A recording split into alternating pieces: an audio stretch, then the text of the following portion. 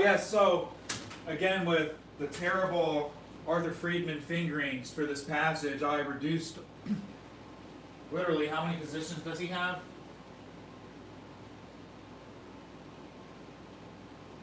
He has at least 6 positions, not including this first part. I reduced it down to a total of 4 positions for the whole passage.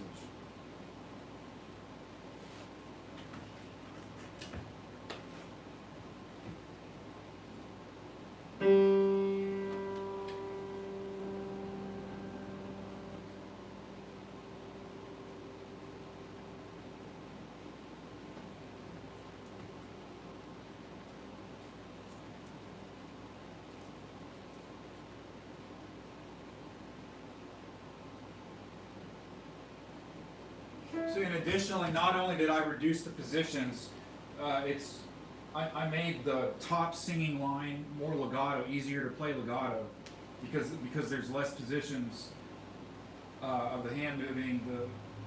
That melody can also be played more legato. So essentially without the pedal as well, because that's going to be my other thing. I'm going to say that I don't like that people use pedal there. I'll just say just listen to Prokofiev's playing, and then listen to how absent the pedal is in all his recordings, and that's I don't know. I guess it's a matter of taste, but that's the sound I like. I can't stand.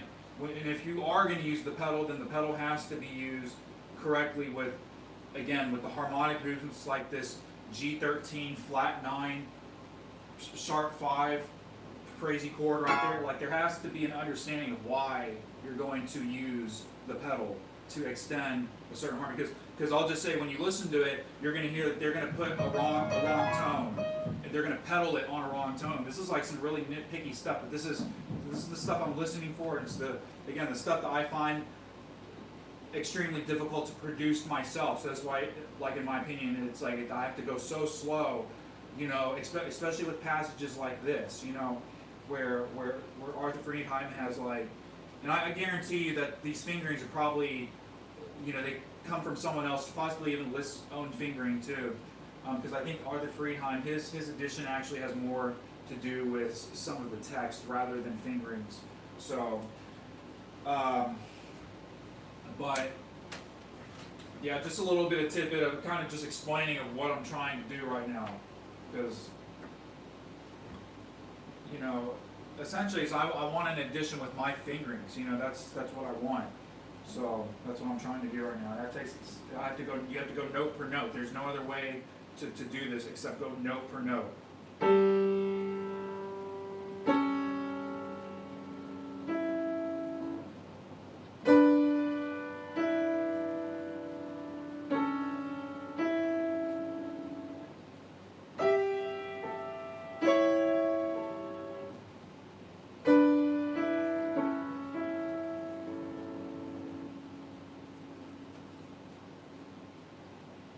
So to be really, really picky, and like I watched this on videos, okay? And this is why I get so pissed off when the videos cut away to something that's just non-essential. You know, if it's a little bit of face and it's part of the artistic presentation, I'll just say like the show can competition is doing an excellent job of presenting different angles, both the face and also you got to look. They're not only are the angles good, but they like are filming the hands on the key moments that everybody wants to see. What are they doing and how are they fingering these passages? So in that in particular, again, like I say, it's surpassing the Van Cliburn.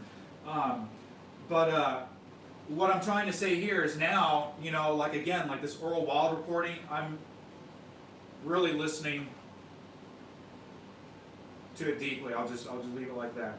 Anyways, but it's a video. So here, there's going to be a chance to see how many times the pedal is used. And this one's really nice because if you actually watch the beginning of the video, which is just interesting too, so like the beginning notes, you know, there's a lot of different thoughts on how to start this piece. I'm not saying it's the right way. I'm just trying to explain his way, what I saw that he did. And just what I don't do, I'll take into consideration. I haven't even, actually I started memorizing not from the beginning. So I started memorizing like page 2.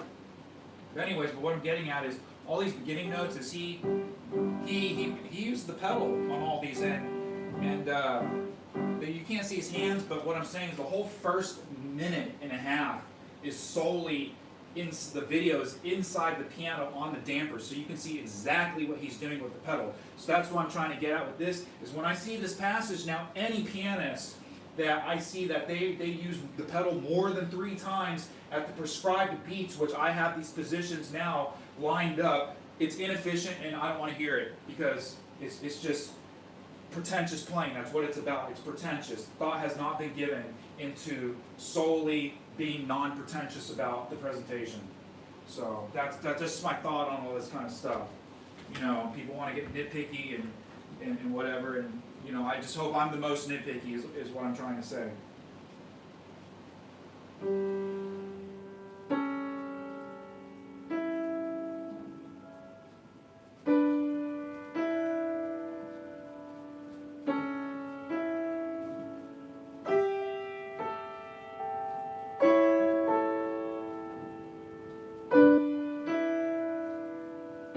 Looking only for a certain type of use of the pedal. And just not holding down, the pedal is only being used just for these passing times when you have to lift your hand up, is what I'm trying to say. And again, I've reduced it down to the least amount of positions that can possibly be done to play this passage.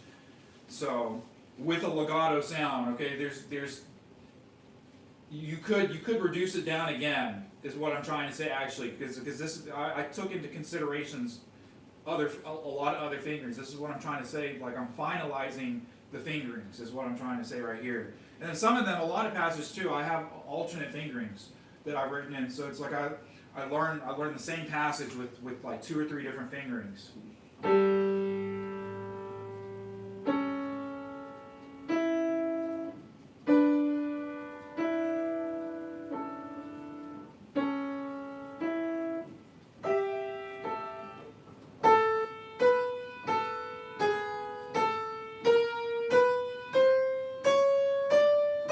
Okay, and another thing is, I know my piano's out of tune, okay? Please don't say anything about that. That's particularly annoying, okay? The piano isn't like another instrument where you can just like undo a valve and like spit some spit out and you immediately sound better, you know? it's like I have to take all this crap apart and tune it. And you see, I tune it like lately. I've tuned it twice a week. So.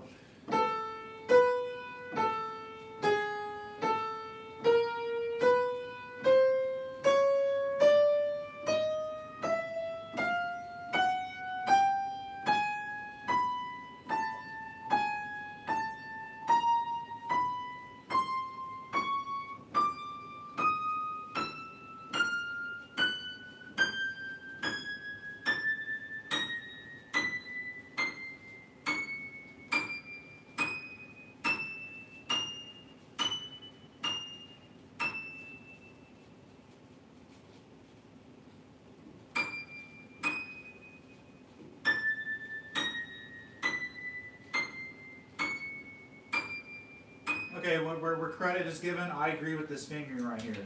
So I'm not changing it. I'm emphasizing it now. But this is a rarity. Okay, that's all I want to say. It's a rarity among this edition.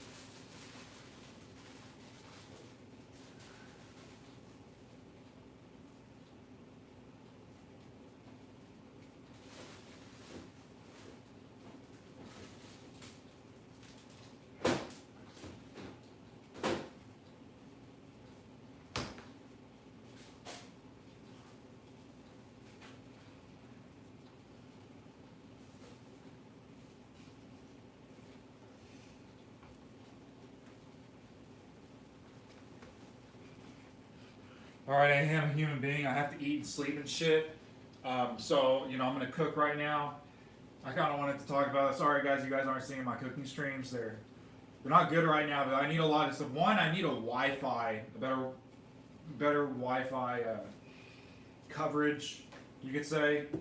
Now things only work here. You can see because I lifted my router up. I don't know if you guys can see that in the corner over there, but that's the actual wireless router part. There, the modem is on the floor. There's 2 units. Now, furthermore, I want to just say this, man. I got locked in with that Spectrum. $30 for 2 years, dude. That was great. That's all I gotta say, man. There was like no overhead fee. Everything was waived. It was amazing, and I think this was during COVID, too, or something. So this is, partly why they had deals and stuff during COVID for everything.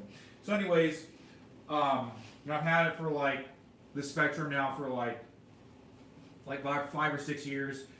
I just recently found out because of the increase in my bill 2 months ago that AT&T fiber optic is offered here, and that's what I've always wanted. And I got some family members that have that in their area too. And anyways, it's just way better than this cable modem, which is just what I have. Even though I'll just say I'm paying for the top tier gaming speed, even though I don't even play any games. It's just I gotta say the download speed is fast enough. I think I paid for 600, which is to me just isn't that fast.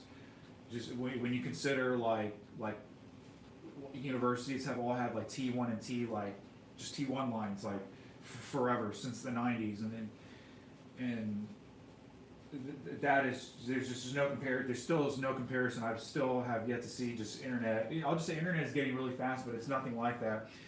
And you got to remember the origins of the internet. That the internet originated in college university, so that's why it's the fastest at a university. So, anyways, what I'm getting at is I'm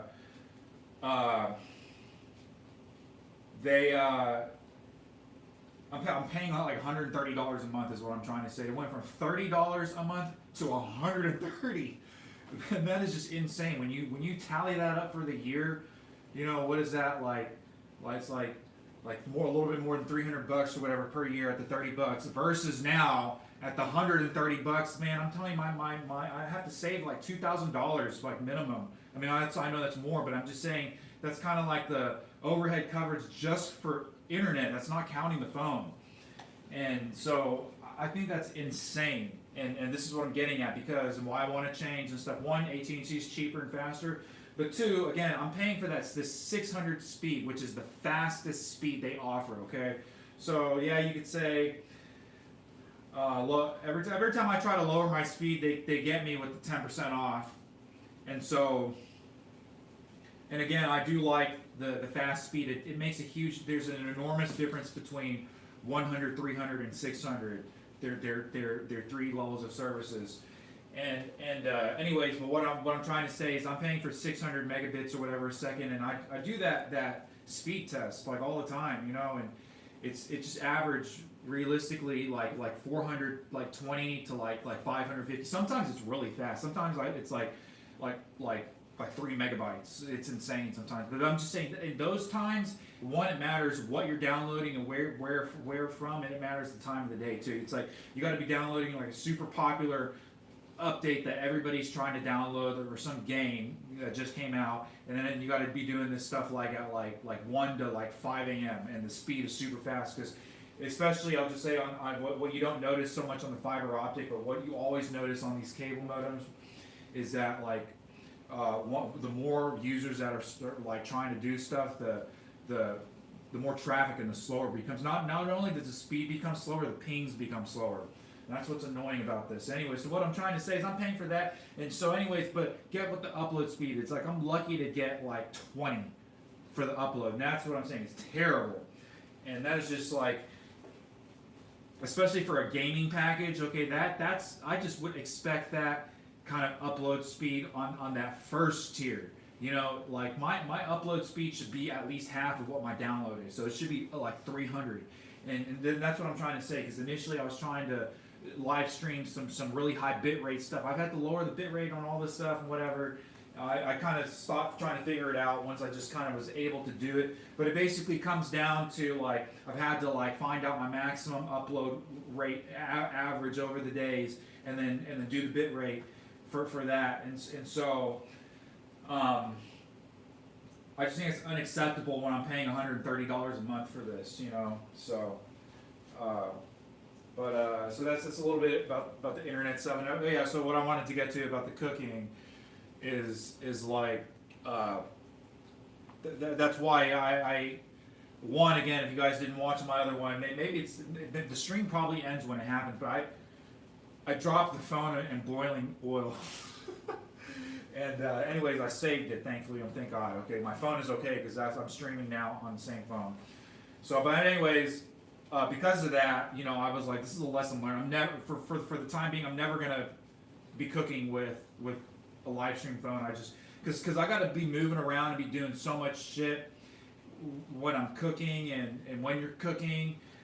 You know, either it's like you need some dude filming you, so it can be like Gordon Ramsay or some shit, or, excuse me, I was thinking about purchasing one of those cameras that turns and follows you, because then I can place it high up like on a stand, just out of the way, and you can see me move back and forth between, because that's what I don't want, is to have the wire and the phone it's just always in the way. And especially with the angles are always the most terrible angles, especially with cooking too. That's the other thing, like if you're cooking, it's like, at least me, I wanna show the food as well. It's just like you want to see the person, yeah, doing their skills and whatever it is, but then when they start cooking and throwing shit in the pan, you want to see that. You don't want to see this like side profile view where it's like really, really hard to see what's happening, you know, especially when you're cooking rice. I want to say that because there's a total technique. I'll just say it's not a lazy man's job. And again, like I said this in one of my first streams, that like fried rice is like a food of love, and only rice that has been loved, meaning like just been tossed a lot by hand. It's like making dough or something. It's not going to taste good, and plus it's like, you know, it's kind of like a Kim Jong-un type of thing, or even not even him, but like his brother that got murdered or whatever. They were raised eating perfect rice. The rice, they had people inspect every single grain of rice, and when a piece of rice was broken or just misshapen, it was taken out of the bag. So when he got brought rice, every bowl of rice that this dude ate until he was murdered. You know, this is another story because I got my own conspiracy theories about this murder. You know, it's nothing different, but it's trying to understand what was happening. So I just have essentially just one major question. Anyways, but you know, he's dead now, but he was raised eating perfect rice. And anyways, what I'm trying to say is like when you have fried rice and the rice has not been loved perfectly, I can tell. And you know, that's what I'm just saying, like and I'll just say why I do not eat anybody's fried rice except my family's fried rice. But that's it. It's, you know, it's like by necessity, if I'm out in public or whatever, or happen you have to order them, you know, yeah, I'll eat it, but out of all preference, just like I never Uber or DoorDash, whatever that shit. You know, I just don't believe in that. The food, it doesn't matter what the food is, it's gonna taste like crap when it gets to you. You know, it's been sitting in someone's car, in someone's Kia. You know, and now they got rules for your cars. They got to be like less than X amount of years old, so they aren't pieces of crap now. But when that shit first came out, man, people were driving their little, you know, because there's a lot of like regional pizza deliveries, and this is like another story, just like drive-through coffee, like delivery pizza. It's like just, I can't believe there's only in America is there a market for this, is what I'm trying to say.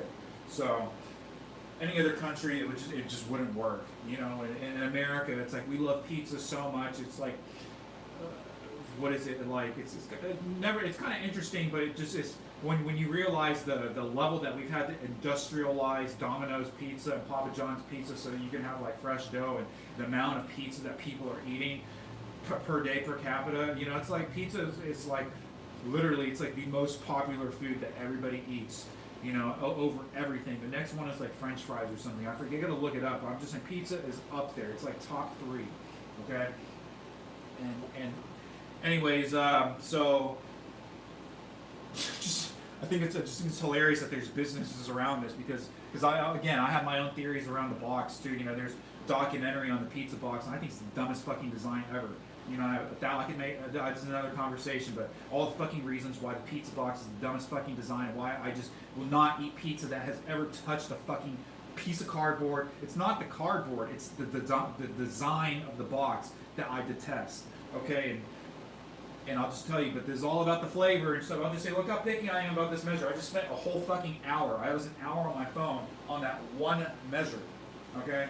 So that's how my fried rice is, and that's how picky I am with pizza too. And I haven't done a pizza stream either, because the way I make my pizza, okay, it's kind of obnoxious too, because sometimes I'll just say I can never just make a pizza and just like, I'm talking about frozen pizzas, you know, or even pre-made non-frozen pizzas. I can never just take that out of the box and just put it in my oven. I never do that ever. Like, and I did that like once or twice over the past 3 years. There's a few things I just did for the first, you know, I bought my first pack of hot dogs in like 8 years a couple months ago. I ate one hot dog out of it, and it's like rotting in my refrigerator right now. I'll just say that's how much I detest hot dogs. And those are, you know, and I'll just tell you the ones I bought. I specifically wanted the cheapest ones. And I'm just like, wow, how is this shit so popular? You get like eight or 10. I don't know what they pay. The design of hot dogs is so stupid. It's like they have a different number of packs of bread and dogs. So you get like 10 hot dogs, but you only get 8 buns. It's like, so you're always forced to buy another fucking pack of buns, and then you're left over with just like a whole pack of buns that you're not going to use unless you bought another pack of hot dogs. You know, it's just, why don't they make that shit the same fucking number? Okay, that's stupidest fucking idea. I don't know how that ever got designed like that. But anyways, I bought those Bar S hot dogs because these are the cheapest hot dogs that you can buy. They're like sometimes they're cheaper than a dog. They used to be like 79 cents for the pack, and this is like some like if you're starving type shit, you just buy like ramen and Bar S hot dogs or Vienna sausages and survive off that. Anyways, but I just wanted to try this shit again. Just like, you know, what does it taste like? Again, I just like the first pack of hot dogs I've ever bought and eat. I don't eat hot dogs at all. Like, okay, like I go to like McDonald's too, and I've been to McDonald's like 10,000 times my whole life, but I've never eaten a burger at McDonald's ever in my whole fucking life. I will not eat their beef. I only eat their chicken and their French fries and their salads when they did have. That was another story. But I've eaten a cheeseburger like once or twice, but I've never eaten a Big Mac in my whole fucking life. I will never ever buy a Big Mac in my whole life. And you know, after I tried those cheeseburgers, I only tried that cheeseburgers too because that shit was on the dollar menu, but they got rid of that shit. Now cheeseburger, it doesn't matter what you fucking buy. McChicken is like $3. This shit used to be 99 cents. Okay, so you know, I'm a diehard fucking McDonald's fan. You can tell how angry I'm getting about the prices of McDonald's. Because it's the truth. I really do get angry about this, and I don't eat McRibs, okay? But I'm just saying, just how people go crazy over McRibs, I go crazy over the fucking hot and spicy McChicken, man, and I am so just mad and salty right now that they got rid of it. You know, it was,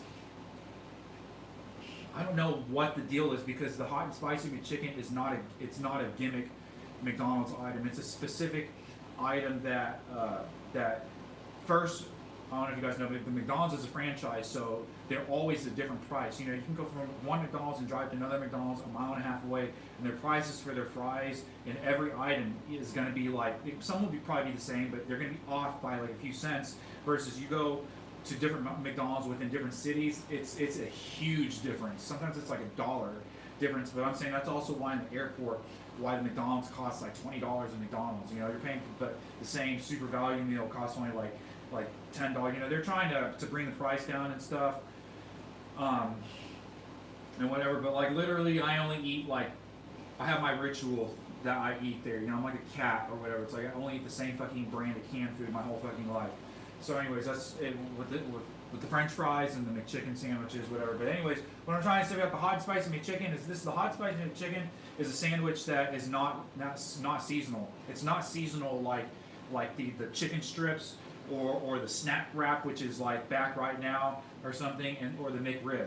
The spicy, hot and spicy McChicken sandwich is something that like the McFlurry used to be. You know, I don't know I don't buy any of their McCafe stuff, but what I'm trying to say is the McFlurry like was around like years and years and decades ago, and it was interesting. Like they only had that in San Antonio, and I used you know I'm a Texan, so anyways I knew about that because they had if you went way down in South in Texas. The McDonald's way down in the South, they had those McFlurries. I'm talking like in the 70s and 60s and stuff. It's way before the McFlurry ever became anything, you know? And so, and there's just so many different items that you can buy in Texas too. Like you can buy the bucket of fries. You can't buy that anywhere fucking. I asked for that. The first fucking thing I asked for when I fucking came up to here to fucking Ohio. One, I've never eaten a fucking White Castle ever in my whole fucking life. I refuse to fucking eat at White Castle or even, you know, they've gone out of business or whatever. But like, you would have thought that would have been one of the first things I did. But I refuse to eat White Castle. Just like I fucking refuse to eat Burger King. Okay, I hate fucking Burger King. Okay, Wendy's, I'll eat up Wendy's every now and then, and I'll eat Chick-fil-A every now and then, but I have a lot of complaints about Chick-fil-A as well. That place is fucking weird. Okay, that's another story. But what I'm trying to say, so this hot and spicy McChicken, it's an item that every single McDonald's, any franchise can order. The reason that they do not order is because it's simply just not popular, and that's what I'm trying to say. What I noticed with it, and just I don't know, it goes up and down with the stupid fucking sriracha craze and stuff. It's like when that shit came up, it's like, oh, like every fucking McDonald's suddenly was selling like hot and spicy McChickens. You know, it wasn't called sriracha McChicken, but they just started selling that. And then they have like a McDeluxe, you know, spicy version. And you know, I've tried that. Like I eat their chicken products. I just don't eat their beef products.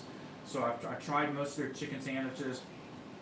You know, and if I'm in the mood for a deluxe chicken sandwich, or sometimes I'll get that because the chicken really is better than those.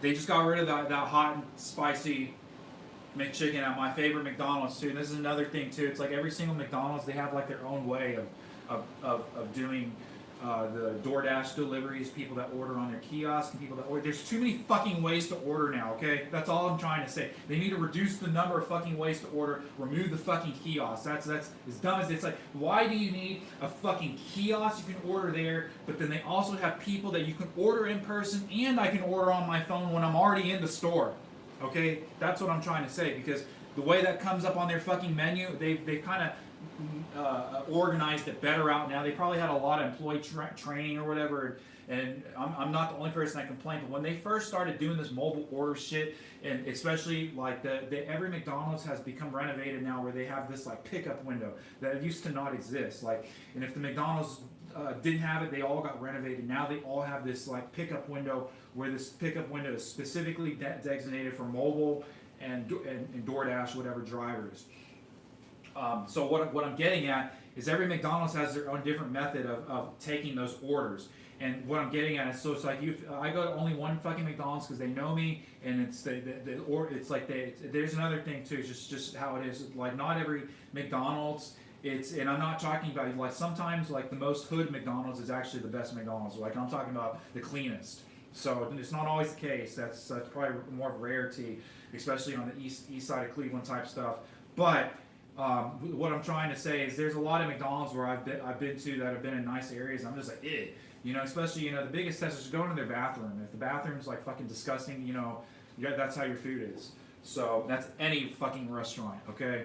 So, and again, you know, my channel's not a joke. I am a chef. I just did not just do like dumb line shit where people just order fucking fries and throw everything in a fucking fryer. I was getting paid salary doing like high French cuisine, and like every dish we sold was like $60 and higher. And they had like a $1,000 bottle or $10,000 bottle of wine. It was ridiculous. I've never worked at a restaurant like that. I've never been introduced to food of that class before. So it was I had to learn how to cook all that stuff. You know, luckily there was only like 10 basic dishes that you know that are year round that you really know how to cook that I had to learn how to cook. So that was nice because again, you know, my opinion, you know, you watch all these cooking shows, which I love, like Gordon Ramsay. A restaurant with a really, really large menu is going to taste really bad, just in general. So you want to go to these restaurants that are just known for what they're doing, or they just have a small offering. Like go to, like the best one is that Gordon Ramsay where they have the Indian restaurant. That dude's like we're like 10,000 or 1,001 Arabian Nights, but the food version. We have 1,001 versions of like the food. And when you go look at all the food, because it was fucking hilarious. I've watched this episode over and over. It's one of the best episodes. Gordon Ramsay takes he takes their whole menu and he puts it all out. And like part of the preparation is you see how they're making this shit, like it's all coming from the same like 3 or 4 pots. It's like, how is that making 1,000 dishes? And then anyways, that's what I'm trying to say. So it's all gonna taste like ass, and it doesn't matter what you're getting, it's gonna be like crap. So the bathroom and number of dishes, and that's how you know if a restaurant's good or bad. Anyways, but what I'm saying, so yeah, I worked in this French restaurant, and what I wanted to get is my it's not a joke, like I was a chef, I don't do it anymore. But look, I'm trying to taking a break right now, kind of like I spend a lot of time cooking my food, and what I mean by that is like one, I like right now I just have it sitting out. And it's not doing anything. If anything, it's probably growing bacteria. I should probably put it back in the refrigerator. But I know I'm going to heat it up, and that's going to cook out. Maybe there's going to be some lactic acid and a little bit of sourness flavor. Some people like that's what cheese is. Anyways, and there's a lot of different things. But anyways, what I'm saying, it's like part of the art of the cooking. It's like of the mise en place that I have it out. And you can have your own beliefs if talking to plants makes them grow any better, but talking to my food and talking about the food makes my food taste better. So, and again, it's like an art. If you're, the cooking is just like Rosini. That's like why I love it. I feel like Rosini when I'm cooking. It's just like if you don't have that vision with the art of the food, of it tasting like these effects on the food, then your food tastes like ass and it has no art. And again, no foundation. Blah blah blah. That's my other stream I got earlier today. I kind of just like ranted a long time about that, but I do like to talk about a lot of just these ranting subjects: food, McDonald's, a lot of things I still want to talk about. The drive-through coffee, delivery pizzas. These are topics that you're gonna hear me complain about in the future. Cops running red lights. More of this list sonata, more of my analysis. I'm definitely going to do. I like analyzing pieces. So, as it comes, I'll analyze it. I don't know. I can't say anything like. I mean, anything I would say right now about it is just really analytical. Oh, it's like goes like to a B flat chord to like this chord and. I mean, my biggest thing, again, just listen to every fucking recording history. I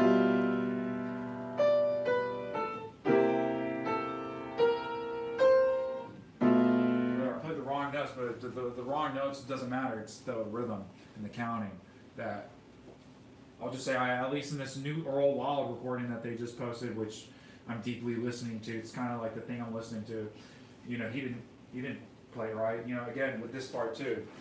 1, 2, 3, 4, 1. Everyone goes like this. 1, 2, 3. Boy, sorry, I can't even play it wrong. So it's like when I hear people play that, it's like I can't even. That's what I'm trying to say. I can't even play it wrong. 1, 2, 3, 4. See, that's how they play it. And you saw how I counted it the first time. How it's a triplet on the 4th beat. That's what the rhythm is. A dotted half note, 3 beats. And I'm just saying, just listen to every recording, okay? And it's not there. And the way you do this is you need to be tempo tapping the previous beats that they're already giving out, and then you're going to see that you can't even tempo tap it. When you try to tempo tap, I didn't bring it in. I don't have this metronome. None of my metronomes here have the tempo tap function, but because I was tuning in the piano. But anyways. But I tempo tap, that's what I'm saying, because I usually tempo tap with these recordings. So so that I know that the rough tempos that they're doing, but also to see how even it is that they're keeping their tempos. And you're going to see that, like, especially with these simple parts like this, like it's all over the place. It sounds like shit. Okay, every fucking recording. I can't name a recording where it has satisfied me, just like the recording of Ursula Flom. I cannot find a recording except mine, okay, because I know I counted it correctly. Okay, only by the way, only my first recording. My second recording, I rushed a little bit. Okay, but aside from that, that's what I'm trying to say. It's like once I see the music, that's why all these sheet music videos that are so popular. It's like I don't know. It's difficult to watch it because while it is convenient to have the sheet music, it's like I have to I'm like constrained to only hearing it with that recording, and it's synced up to that recording, you know. So, anyways, for example, that Tomohiro Ushida, who by the way, I dissected my thoughts on every single moment of his whole second preliminary recital. I followed along with the sheet music for that Rondo Opus 5 that. The Rondo alla Mazurka or whatever, and I don't have too many comments about it, but that's what I'm trying to say is that I had to have that music out by myself. I could not have that in that sheet music video form unless it's just you're just in love with the recording that is presented, you know. And if that's the case, then that's great for you, but not me, because I don't want to hear that. So, you know, yeah, I just have nothing. You know, my main things is just as dumb as it sounds. I don't know, but it's such a fundamental thing in piano playing is the fingerings, and that's just my main thing with this. That every single measure, every single beat, I had to change the fingering. So, I did a little bit of chord analysis, obviously. But again, everything is coming down to the thing. You know, like, you know, I want to give you another example of the fingering, you know, thing. Okay, so here, it's kind of like where I'm at. Anyways, you know, after this first cadenza, the one that goes like this,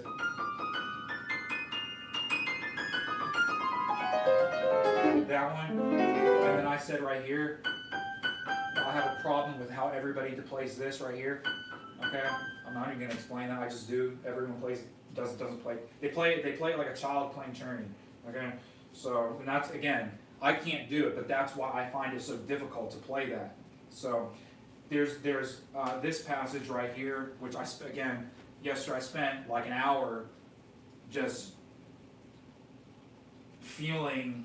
I can't explain feeling the color of the harmonies change. You know, right here. I want to get at is because in the right hand you have this.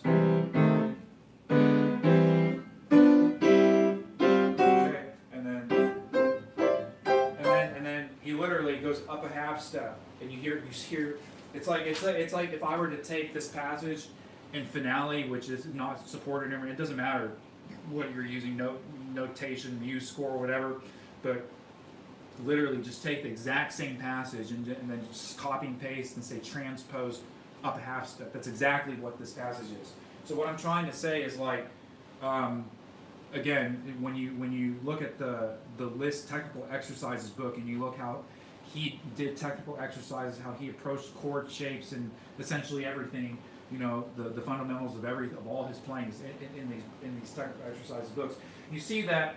Like again, this is the Arthur Friedheim edition. Why would you use a different fingering for these passages? You should just use the same exact fingering. Okay, like, and I'll just say something. I can play every single scale. Doesn't matter harmonic, minor. Doesn't matter the key.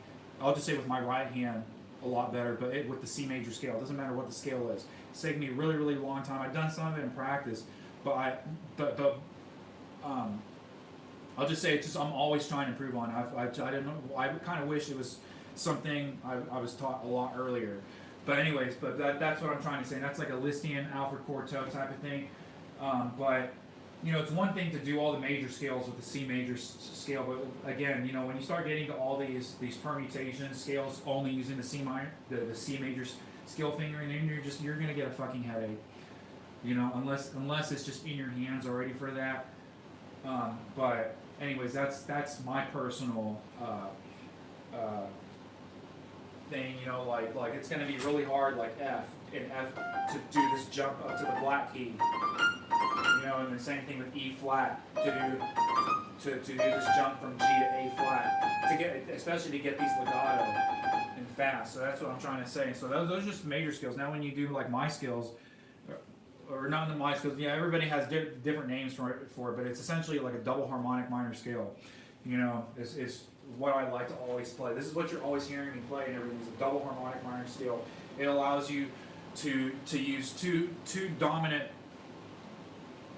The same scale fits for two different dominant tonalities. So using this one scale, I can go to do two different modes in two different parts of the scale. You know, you can kind of like start on like the sad part, meaning like the 1, 4, and 5 of every like scale's happy, and then the same thing for like the 2, 3, and 6. And that's what I'm trying to say. That this scale allows you to choose between different minor or basically subdominant sounds within the same scale sound. Okay, because it has two harmonic minor scales in the single scale.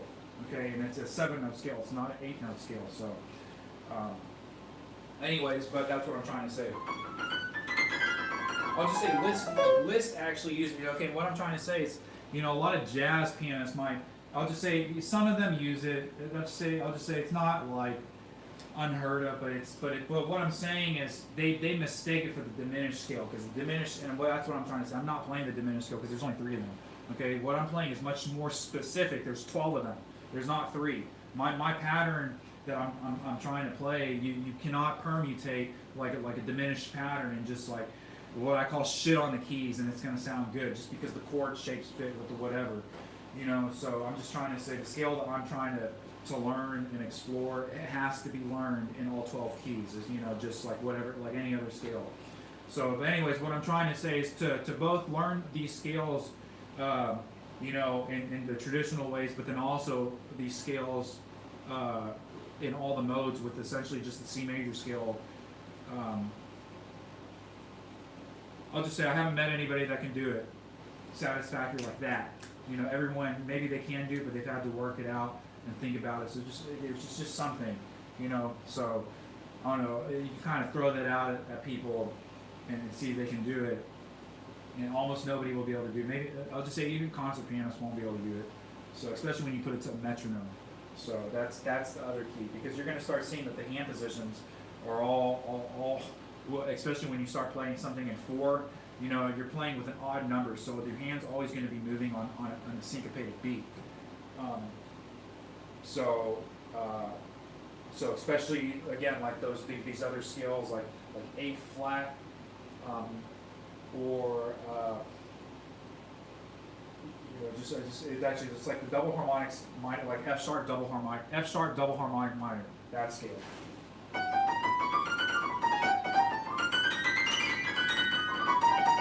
That is a hard scale, really fucking hard to play exactly even with a metronome. And that's what I'm trying to say. You throw that and say, okay, I want you to play this scale in double 6 and double 10s in both hands with the metronome, even at 108 at the hand and prescribed tempo. Nobody will be able to do it. Okay, so there's just. All I gotta say is you've seen the way that I practice scales. It's completely different than the way that any other classical musician practice scales. So they literally are just like.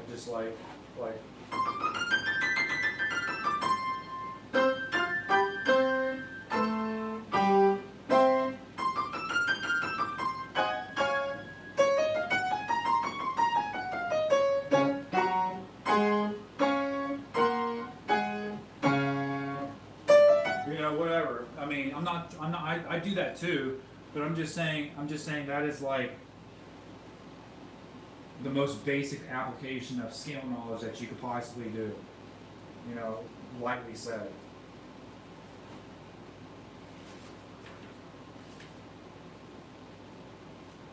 So, you know, if you didn't know what I was saying, so what I'm trying to say is I'm not impressed when people just do scales like 4 octaves just perfectly up with it. I mean, I'll just say, yeah, it's hard. I mean, it takes. I'll just say I can't do it. You know, you see how slow I'm still going with my scales. So, but anyways, that's why I'm particularly not impressed with. You know, I'll just say, just watch the video. You know, I removed the post, but But let's. I'm just continuing being critical. Just watch the video of Yu Wang playing with Gabriela Montero, and you will just see who is the more complete and the superior musician, you know, and I'll let you decide. But anyways, that's what I'm trying to say. There's to just have all that that scale under your hand with absolutely no knowledge of the application. That's where I'm trying to say where I'm just essentially just not interested in anybody. So. Except jazz musicians. That's all I can say. Just the jazz musician. That's the only people that I'm interested in listening to. So, you know, again, like all these people in the competition. And again, this comes down to I just purely like to listen to music sometimes more than I play. You know, so that's the difference. Some other people they're listening so that they can cry. You know, just go look at all the comments. 30,000 motherfuckers in the fucking live stream comment. Every you know, Chopin plays one fucking piece in A minor. Oh my god, I'm crying, and it's just fucking ridiculous. You know, it's got 1,000 fucking pieces in A minor. You know, yeah, every single one makes everybody cry. So, and then you know that was my previous thing. And so, are you you know crying because you know maybe you do have some sentimental value with that piece, and in those cases, yeah, I'd understand. You know, maybe probably every time you hear that piece, it either brings you great happiness or great sorrow, you know. But in all the other cases where that is not the case, where it's sentimental, where it's just like some melody, you're just walking down the street, it's just like, ugh. You know. So.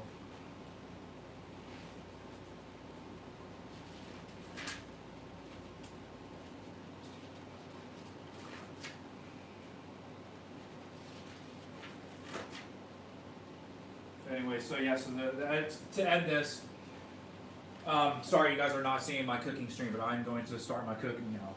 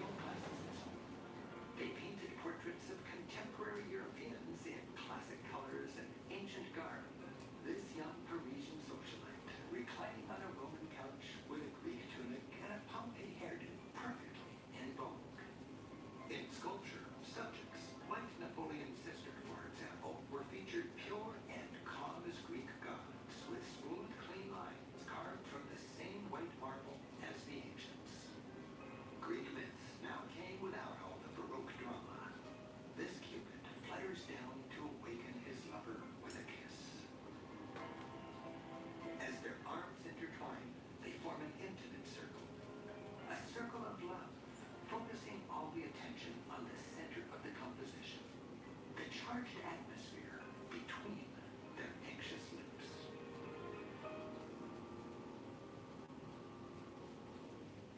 Soon, this classical style could be found all over Europe, with Greek and Roman-inspired facades, stately columns, and logical grid-planned streets.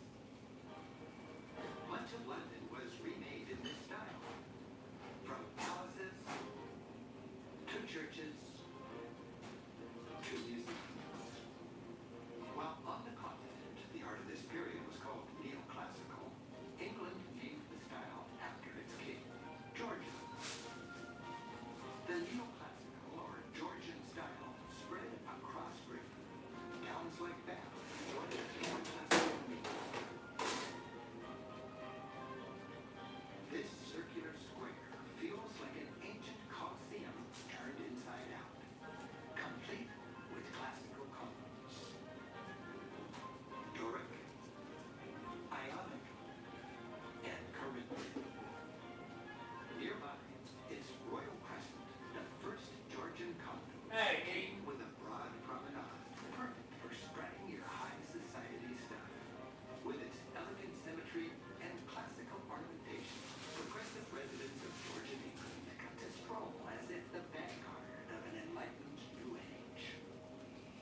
And the neoclassical style spread. Hey, sorry, I was thinking that lastly, I wanted to complete this thought on the other stream that got cut off, by the way.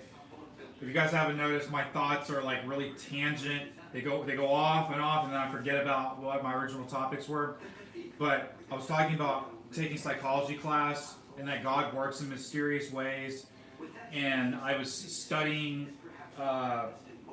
biochemistry with these three girls that were in my lab group, in my biochemistry lab group. So I went with them to do the office at this. I was talking about I kind of got carried away in the office hours. But what I wanted to say is, in a nutshell, is that what happened is through the four of us, we went through to all 7 days, 4 hours each day to the open office hours. And what they allowed you to do was copy all the 10,000 questions, that they were going to pull from for, I forget. I wanted to say the final exam. It was a lot of questions. It was like 250 or 300 questions, but all those questions would be pulled from the 10,000 questions that you could go through during those office hours. You could not copy their things. You had to write everything down. That's what I'm saying. So all those 10,000 questions, we wrote down. A lot of stuff could be condensed down into different topics. When you're studying, there's different methods to reduce the amount. Whatever. I mean, sometimes it's just pure rote memorization type stuff. But what I'm saying, sometimes a lot of the same topic is asked a different way. Okay, especially on just the nature of the psych test. And so what I'm getting at is, that's what they allowed us to do, and you were allowed to use your book and your notes on the final exam. It's just like that's how hard that's how hard and how much material there was. I mean, for real, given if you were taking just like any other student taking any other course, this is just like on top of all the other hours of course work that you had to have. So anyways, being able to use the book and your notes on the final exam was not that much of help because when it comes down to it, look, are you gonna be able to flip through all 2,000 pages of that book just to look at the answer to this one question? No.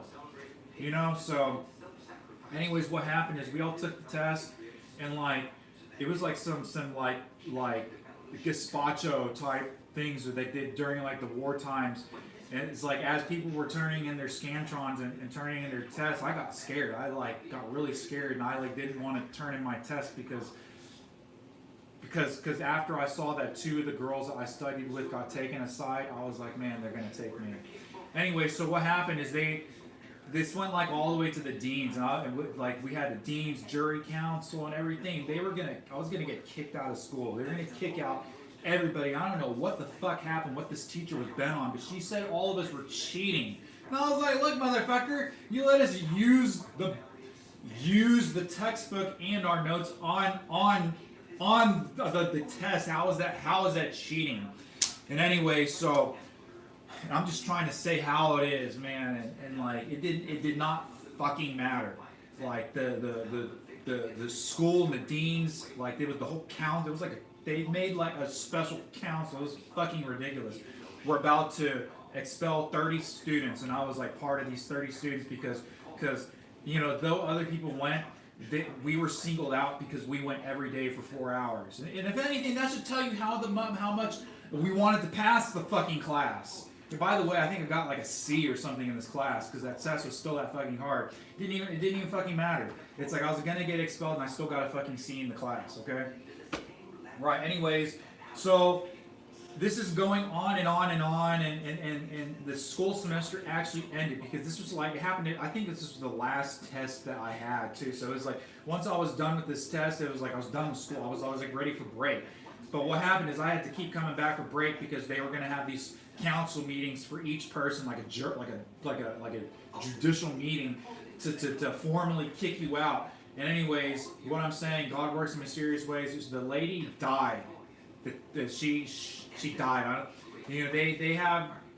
We were just told she got in a car wreck, but again, two girls were teaching, and the other, I don't know. I don't know exactly what happened, but maybe she even committed suicide after just feeling like crap, like realizing what she was doing to everybody. But whatever happened is she died, and she abruptly died out of nowhere. Okay, and then the other lady that was teaching with her was just like in tears and just like would not speak or anything. And like when we officially like showed up for like, because I had a court date with like the judicial council of the university. I couldn't believe it. They just told us that like everything was, they just said you're gonna receive the grade that you got on your Scantron, and we're gonna move on, and that was it. And like nothing was ever even put into the file. But man, that's what I'm just trying to say. God works in mysterious ways, and I'm trying to say that that kind of sucks. But man, that lady was about to fuck up a bunch of people's lives, especially mine. And I don't know. Again, I don't know how it happened, but she died, and because of her death, 30 people, and I was one of them, got to continue on regularly with our lives, how it should have never been interrupted in the first place, so. With epic scale canvases and images that stir the emotions.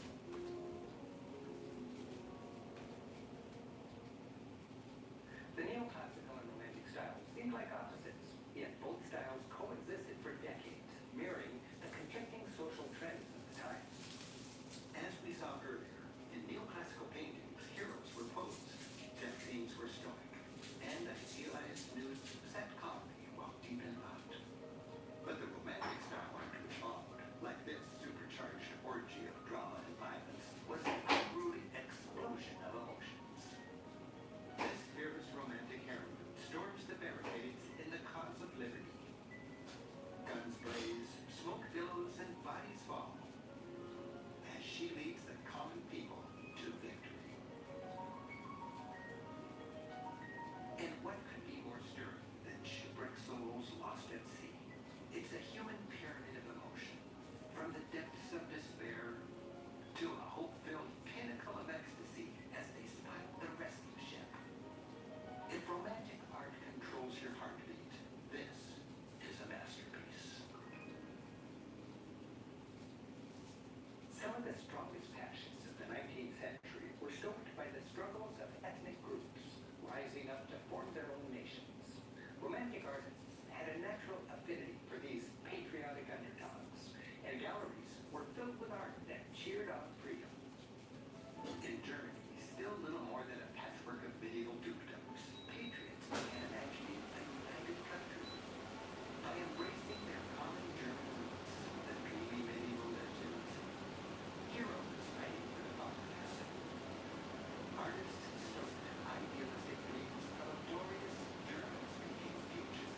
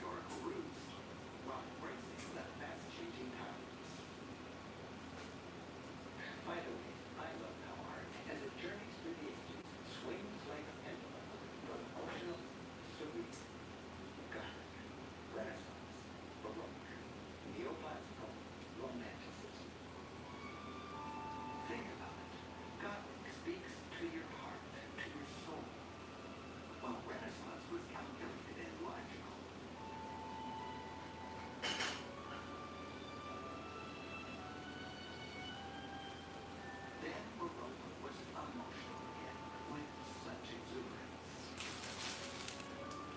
All that drama resulted in the cool and intellectual art of the neoclassical age, which inspired artists to unleash their hearts and then embrace romanticism.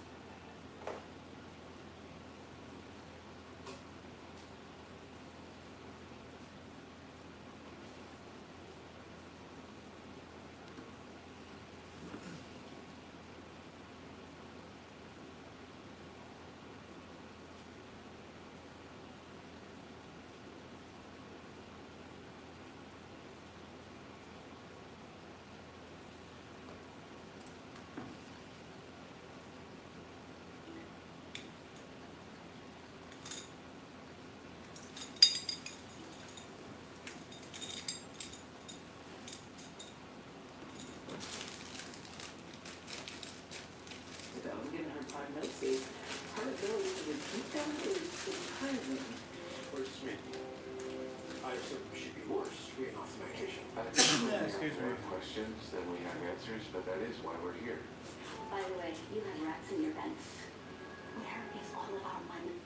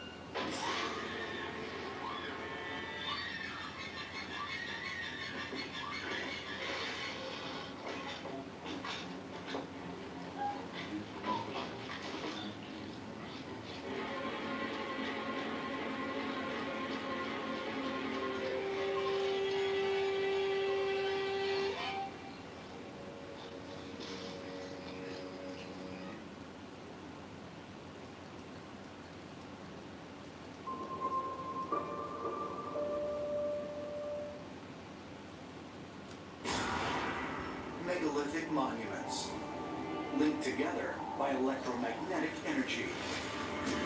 Prehistoric ruins, arranged across vast distances, in straight lines. And advanced mathematics, carved into landmarks more than 5,000 years ago. Or eight.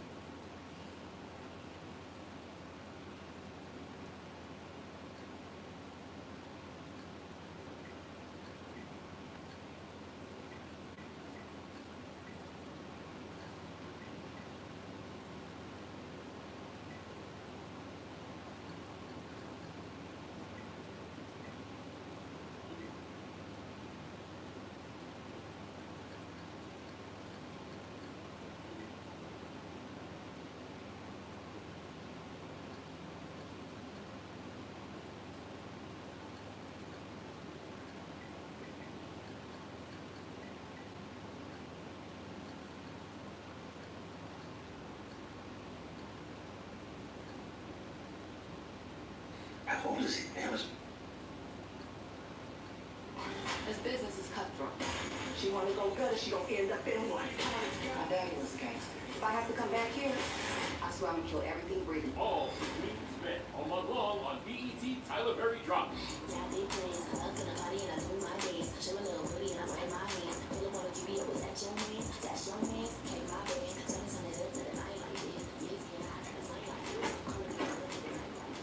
Hey. restraining order against that, but I don't understand what's happening. You need to talk to Robin. He can't get rid of my restraining order.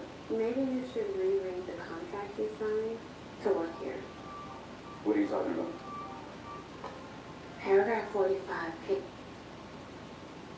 Bunny's gonna make a big announcement that can mean trouble for the resistance. We gotta be here. Besides, none of these rich guys are paying any attention to a waiter.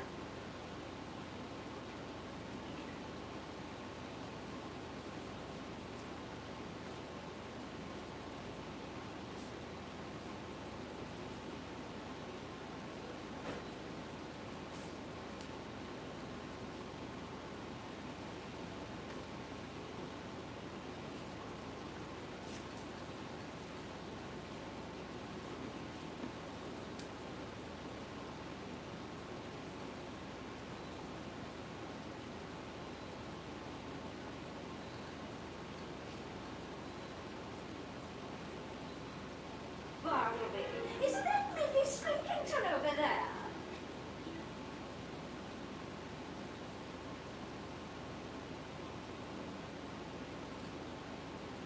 I mean, whatever asked Bartleby's advice.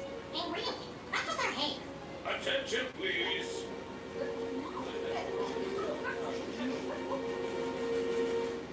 I'm sure you've been wondering why I invited you here tonight.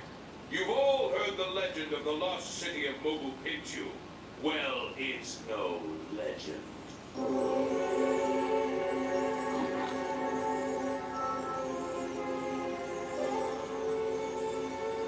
These are the first artifacts I've recovered from Mobu Pinchu.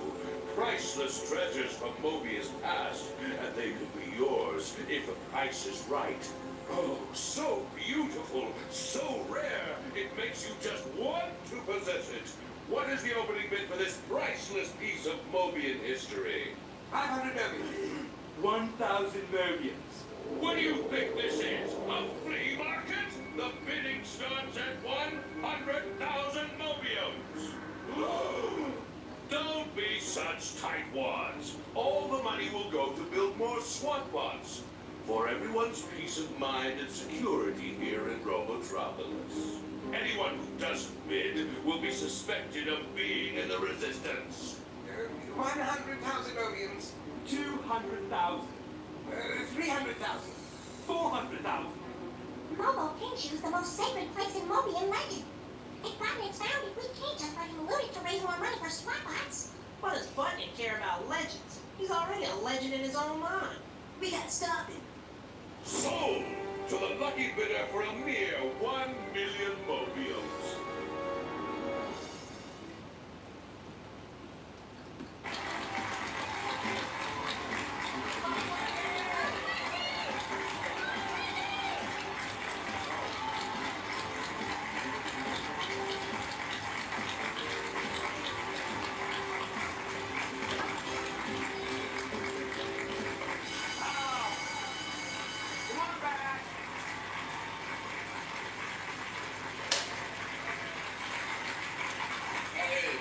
Big motor hit, but the good news is you still got 10 seconds that could go a long way to helping you win the 5,000. Congratulations.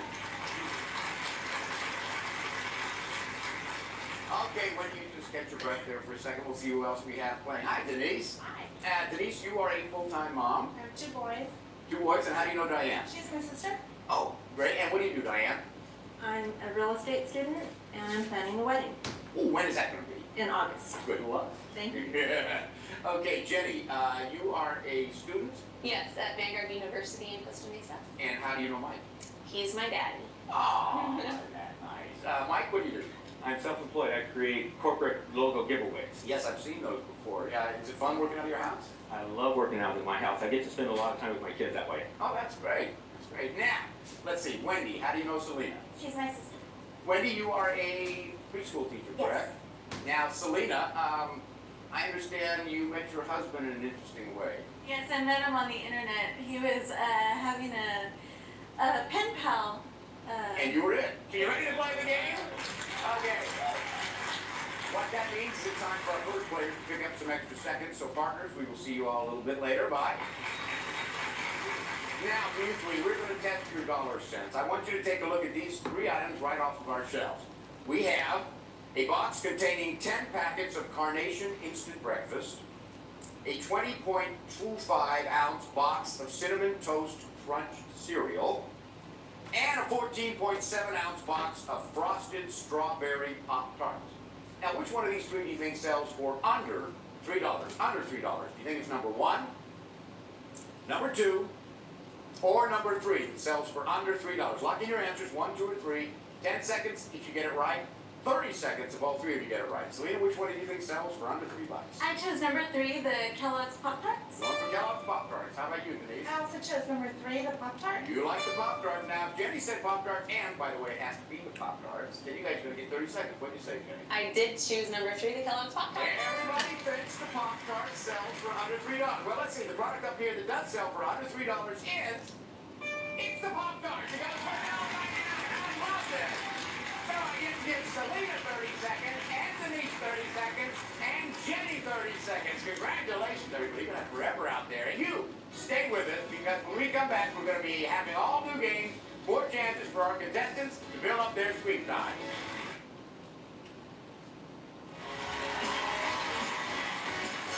Welcome back to Supermarket Sweep.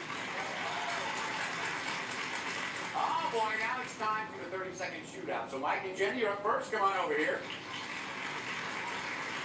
Mike, you're going to give the clues, right? Yes. Okay, now on this card are a list of words. The first letter of each word spells out an item from our store, okay? Okay. And you can use whatever clues you want to get Jenny to say each of the words on your card. Okay. Now, every time she says one of those words, of course, you're adding another letter. If you can't come up with a particular word, just say pass and move on to the next one. After 30 seconds, the clues have to stop. Okay. You guys get it right? 30 seconds. Okay. On your sweep time. Are you ready? Ready. You have 30 seconds starting now. We took them in there last year. Canada. See. 9 September 14th is Anniversary. A. a bunny. Rabbit. R. Above the foot is it's Ankle. A. my name. Mike. M. If you would like to have something very badly, Want. Desire. pass. Pass. A table, light. Death lamp. Short Lamp. L. Back to the. Okay. Okay, you have C-A-R-A-M blank L. Caramel. Caramel is 30 seconds. Congratulations. Okay, Wendy's giving the clues. You know how it's played? Yep. You have 30 seconds to get Selena to say all those words, starting right now. Alicia's going to be that old this year. 8. One less. 7. Yes. Okay. You put pictures inside of it. Frame. It's more of a book. Photo album. Okay. We live in this country. United States. Okay. When you're cold outside, it's made out of wool. It's knitted. You wear it. Okay. It's the month that Alicia's born in. April. Okay. It's what your wedding ring is made out of. Gold. Okay. And when you want to add.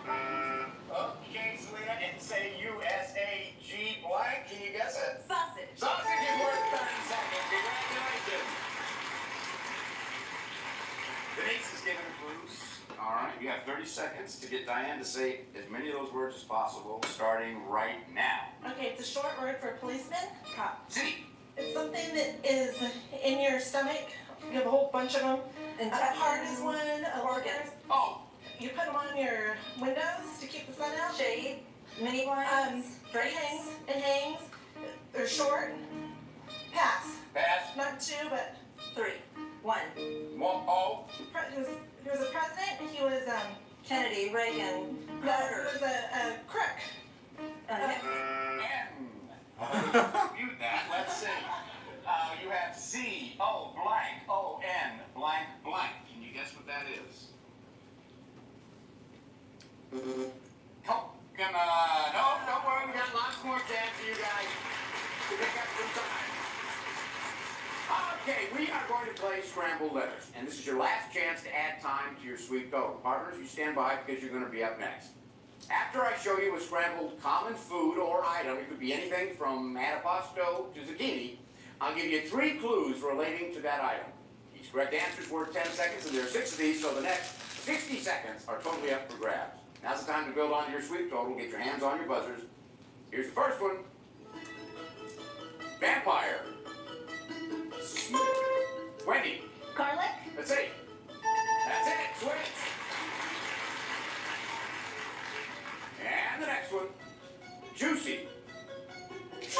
Jenny? Cherry. Is it?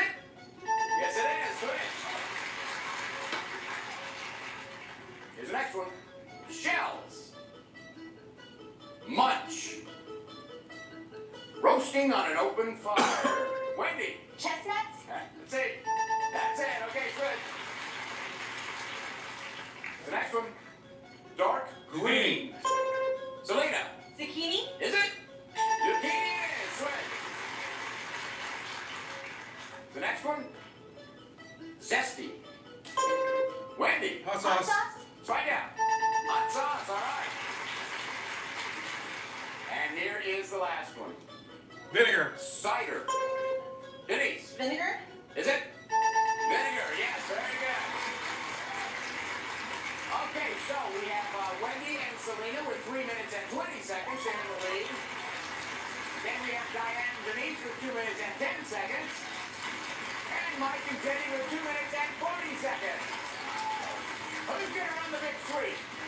Wendy, Denise, and Mike. Don't go away. When we come back, Wendy, Denise, and Mike are going to be running wild for our aisles because they have a chance at winning $5,000 here on Supermarket Sweep. Promotional consideration provided by David Ruprecht and Supermarket Sweep will be right back after this. Come on and set that feeling.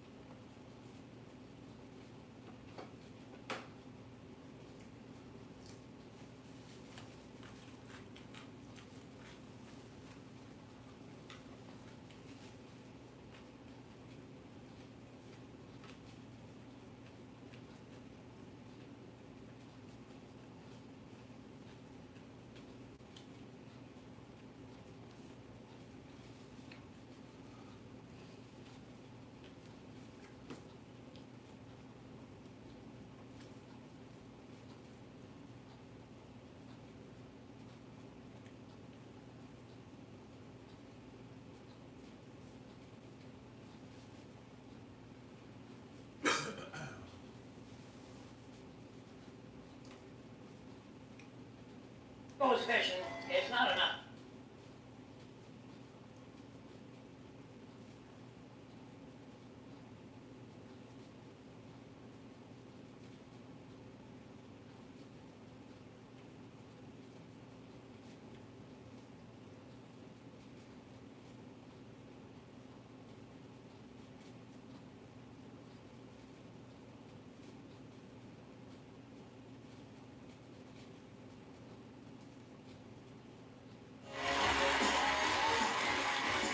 Welcome back, and now it's time for the big sweep. All right. Okay, Wendy and Selena, you have 3 minutes and 20 seconds. You'll start first.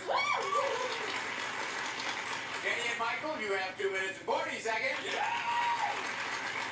Denise and Diane have 2 minutes and 10 seconds. All right, folks, I want you to take a look out there. Everything you see up and down those supermarket aisles is up for grabs. I want you to fill as many of these carts as you can.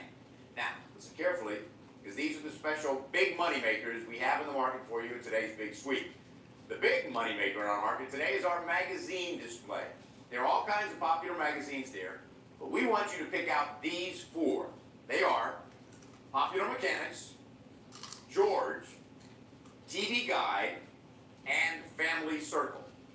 Now you get those 4 magazines either in your cart or across the finish line here before the bell rings. We will add $250 to your final score. Also, we placed a special envelope next to a product we have in the market. During this week, you're going to hear my voice announcing a clue that could lead you to that product. Find that product, you'll find the $200 envelope next to it, put the envelope in your cart. Before the final bell, we'll add an extra $200 to your next week's order. And of course, remember, we have the coffee and candy for $100, and please don't forget our bonus specials, because they can be worth up to $250. Now the team whose runner sweeps up the most money in merchandise and bonus prizes at the bell wins the game and the right to go for $5,000 in cash. Okay, runners, get ready. The clock is set at 3 minutes and 20 seconds. That's when Wendy will take off. On your mark. Get set. Go, Wendy. Go, go, go, go, go. Wendy's got the market all to herself. And what's the first thing she's after? Well, she's in the baby care aisle. And she's stopping for Pampers. Good choice. They can add a fast $100 to her store before the other teams have a chance to begin. And what's next? Aha, she's found Infamil powdered baby formula. Another great pick. Michael's getting tips from his daughter. In the meantime, Wendy's in the healthcare and beauty products part of our market. This is a terrific place to hang out and find costly creams and lotions. And with so many items to choose from, it gets hard to shop fast. But this is not the time to slow down, because Wendy won't have the market to herself for long. Right on cue, Michael charges out of the gates, and now he's moving very fast. His first stop is for beef roast, around $20 a piece, and look at him loaded in. What's next for Wendy? Decisions. She's checking the shelf. Damn, hurry up, why are you going too slow? Get it up! Priced at almost $10. Each team has its own individual style, and careful shopping is Team 1's strategy. While Michael shows us speed shopping. 2, 1, and go! Well, after watching Team 1 and Team 2, I'll bet Denise has got her game plan set. She's following Michael's course down to the meat aisle. Our players know we always have enough of these big roasts so that each can take their limit of 5. There's Wendy and Michael at the magazines. Michael's found Popular Mechanics. Well, that's one. And look, Michael just found TV Guide. And Wendy's in the right place at the right time. Michael found George and only needs one more. That's it, Family Circle. Michael's finished his magazine list, but will Wendy finish hers? Is she too busy to notice that giant pine bottle bonus? Oh, it's right beside her. Well, maybe later. Meanwhile, Denise has found our premium gold-wrapped pans. And now Michael's at the coffee center, grinding a bag of coffee beans, and he just keeps shopping all the while he's waiting for his beans. It takes time, but he has now. Back to our magazine rack. Here's Denise working on her list. She's got Family Circle, but it's hard not to get dazed looking at all these covers. Great, she's got TV Guide. Look at that speed. Michael's doing his daughter proud. Jenny, you're quite a daughter. And here's Wendy. Now let's listen for a clue. Attention shoppers, here's a clue to help you find the special envelope. The clue is, spot a fireman's spotted friend. Well, Wendy thinks it over as she moves on.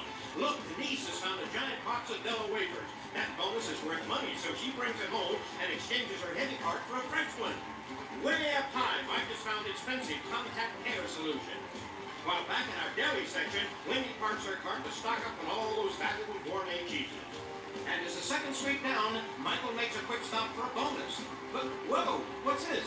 Oh, he's cleaning up our aisles. Thanks, Michael. And he finds expensive pants, too. Denise keeps shopping, but while she's hard at work, I think Wendy has returned to the magazine rack to complete David's list. All Wendy needs is a copy of George, and she'll earn $250. Hey, she found it. That's great. And the only thing that's going to stop Denise's power shopping is the final bell. Everybody, come on back. Thanks again, Johnny. Wow. That was awesome. So was everybody else. You were awesome, Kat. As was everybody else. And our official checkers, like always, are standing by just a few seconds. We'll find out which of these great teams has the highest total, which one of them's going for the $5,000 in cash. It's in by the product, just waiting for them, so stick around. Welcome back to Supermarket Sweep. Oh boy, our checkers have entered all of these goodies into the registers. Now it's time to hit the total buttons and find out who won the big sweep and who will be going for the $5,000. Now, unfortunately, nobody got the $200 envelope. The clue was spot a fireman's spotted friend. So where would the envelope be? Next to a can of Alpo dog food with the Dalmatian. All right. Let's see what we do have, though. Denise and Diane, you got all my magazines, so that's $250. Janet, how much the bonus is worth? $50. So we add that $300 to all your groceries and merchandise to give you a grand total today of $1,035. Wow. Okay, Mike and Jenny, you also got all 4 magazines, right? So that's $250. Let's find out how much your bonus is worth. $200 for that. So we add that $450 to all of your groceries, gives you a grand total today of $1,274. So let's put Mike and Jenny into the lead. Now let's see, Wendy and Selena. You also got the magazines. You guys were great with the magazines. That's $250. Now we add all your groceries to that. If your grand total is higher than $1,274, No you're gonna way. get it for $5,000. Sorry, Wendy, too Mike and slow. Jenny, bro. Let's see, your grand total with your groceries is $1,252. Yeah. Mike and Jenny have won the victory. Thank you all for playing. We have some wonderful gifts for you. Okay, Mike? Jenny? There's $5,000 out there. Would you please go out there and get it for me? All right. I would like to see That was that. really, really close. We got a whole minute. I thought Wendy was slacking. You have to have your hands on the money before the bell rings. Before we started, you chose envelope number 1. The clock is set. Are you ready? Yes. Yes. Here's your first clue. As soon as I read it, the clock is going to start. So, all right, here we go. For floors so shiny they blind your sight, try the no wax liquid called. Go, Go, go, go, go! Cleaners, bright, just so bright. Here it is. Number 1. Okay. Serve on these when you entertain Southern sitcom stars, Ms. Blank Carter. Serve on these when you entertain Southern sitcom stars, Ms. What's her name? Something Carter. Miss what Carter? Okay, go, just run. Ms. Serve on these when you entertain Southern sitcom stars, Ms. Blank Carter. Planes is it? I never heard of this Oh, shit. yeah, try it. Something like planes. Dixie. running. Whoa, really? Dixie Carter plays. That's funny. Think of the suit and nightwears plus a 3-letter word for everyone to get this right. Tits, think of a suit and nightwears. Armor all. What is it? Armor all. Where's the, no, it's Armor all. Where's the? Right here. Yeah. Armor all. I got it.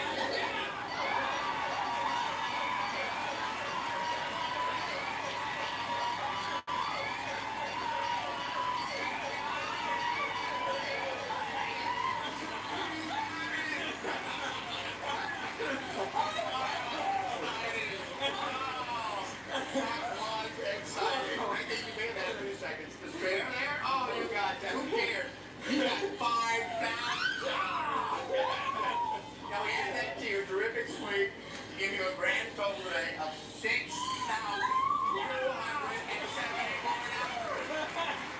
Oh boy, this is David Ruprecht saying goodbye to Supermarket Sweep. Hey, listen, the next time you're with your dad or with your daughter at the checkout stand and you hear the beep, think of the fun you could have on Supermarket Sweep.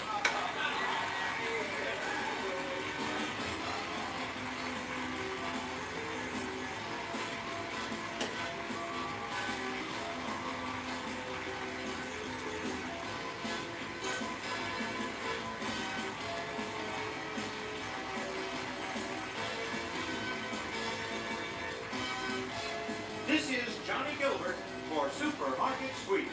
Supermarket Sweep has been an Al Howard production. Take 6 contestants. Mix in 1 high-energy host.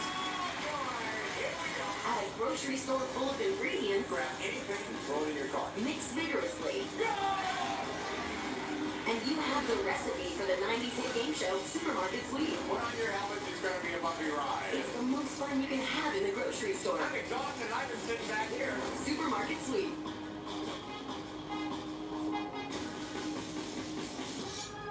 Are you ready? I'm ready. All right, let's go. Use your imagination. The party's hopping. We gotta shake 'em up. 1, 2, 3, 4. Yes. It's so cool. Somehow we would always find our way back to each other. We appreciate each other.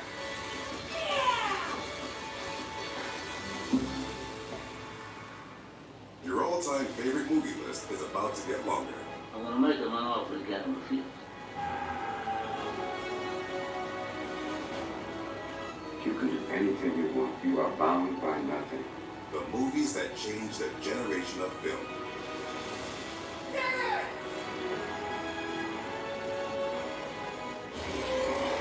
Are you not entertained? Welcome to Miramax Movie Channel. Good to see you. Sorry it has to be under these circumstances. I've been told you had a murder. You want to tell me about it? It's a crime. I am trying to solve it. Well, are you ready? Call me Mr. Tips. Read these guys that write some book. You have the most fun I had in ages.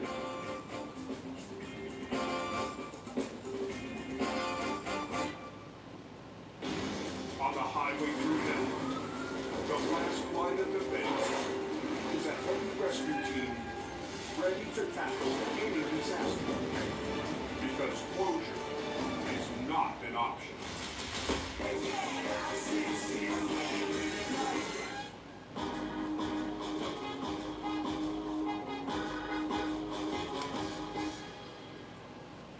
Ladies and gentlemen, start your engine.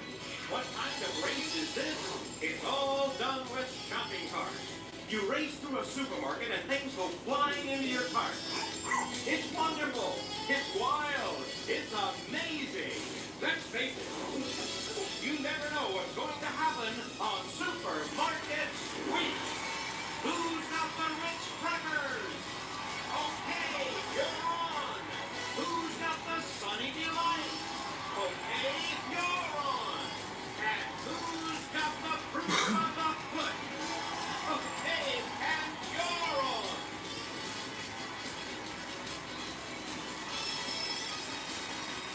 It's time to play Supermarket Sweep. And here's our host, the big wheel of shopping carts, David Rupert. Thank you. Thank you, and welcome to you to an all-new Supermarket Sweep.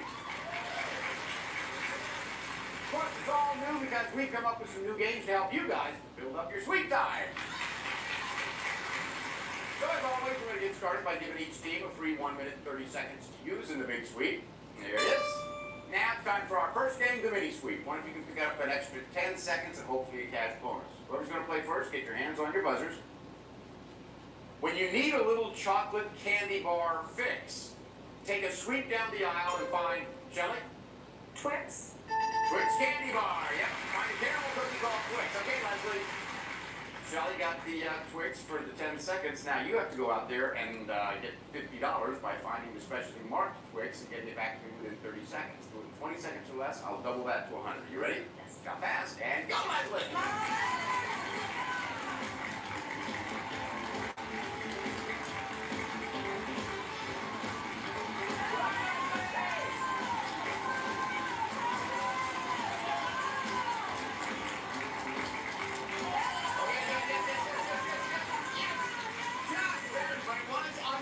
Seconds left. $100 rating on your sweep ball. Congratulations.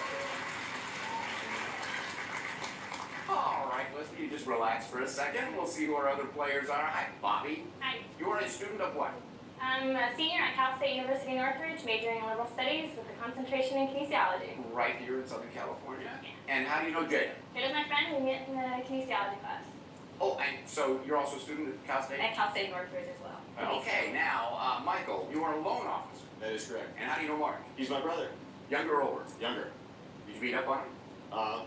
Lots. And Mark, you're also a loan officer? Right. Same company.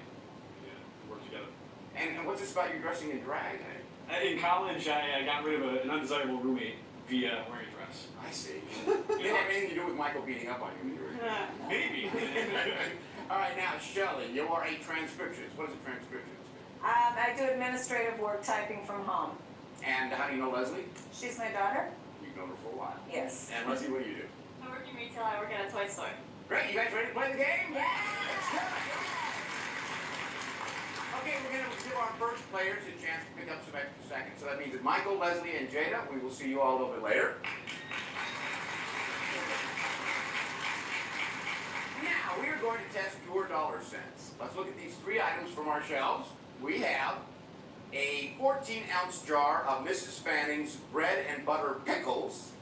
a 24-ounce bottle of Mrs. Butterworth's maple syrup, and a 17-ounce jar of Mrs. Richardson's butterscotch caramel topping. It's a Mrs. game here. We want to know which one of these three products you think sells for over $3. You think it's number 1, number 2, or number 3 that sells for over $3? Lock in your answers, 1, 2, or 3. 10 seconds if you're correct, 30 seconds each if you're each correct. Okay, Mark, which one do you think sells for over $3? Number 3, the caramel topping. You're going for the Mrs. Richards. And how about you, Shelley? I picked number 2, Dave, Mrs. Butterworth's syrup. You like Mrs. Butterworth? How about you, Bobby? I also chose number 2, Mrs. Butterworth syrup. So the ladies like Mrs. Butterworth and Mark like Mrs. Richards. Let's see. The product up here that does sell for over $3 is... It is the Mrs. Butterworth. It goes for $3.46. So that means Shelley gets 10 seconds and Bobby gets 10 seconds. And you stay with us, because when we come back, there'll be more games, more chances for our players to build up their sweet time.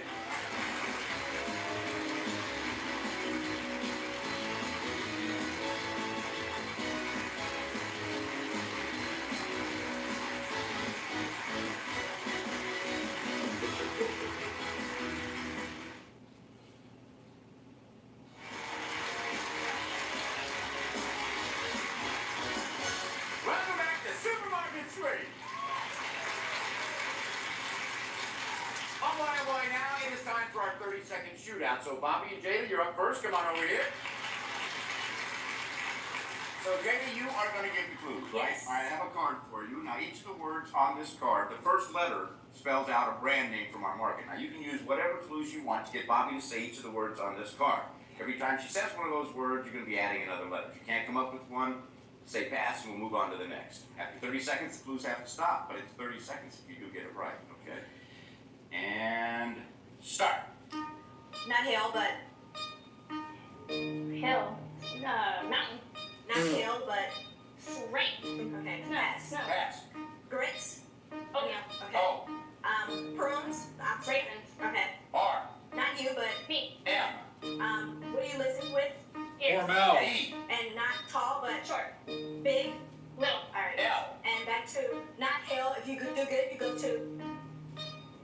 Oh. Hill, but you go. Okay, that's all right. Please have to stop. That blank. O-R-M-E-L. Hormel. Right, so that is 30 seconds. Congratulations. All right, so Michael, you're going to get the clues. Yes, you I am. have 30 seconds to get Mark to say each of these words. Okay. Starting right now. Okay, it's a rock group. If you do it to your girlfriend, pass. Pass. I am a man. No. Boy. If you're really stupid, you're Smart. No. Intelligent. Pass. Pass. Sylvester and Tweety. close. T. You fly a Plane. no. Not a really windy day. Kite. Okay. You spray rain on them. Ants. A. You make a call on a Phone. Telephone. Very T. good. Kit Kat. Okay. Blank, blank, T-K-A-T. Can you guess? Kit Kat. Kit Kat candy bar. Okay, that's 30 seconds. Congratulations. Kelly, you know how it's done. Get us to say each of these words. You have 30 seconds to get 30 seconds. And go. Remember the. Old times, good times. It's a car rental place. It's in San Antonio. Remember, it's Custard's. Custard's Last Stand. Pass. What? Okay, this is a vegetable and it's on an ear and you. Corn. T. This is something that you put on a queen's head or a king's head. T. Yes. This is a rock singer. He was one of the first singers. They call him the king. Elvis. E. Right. Not old, but New. M. right. This is an instrument Accent. that you play. It's a brass T. instrument.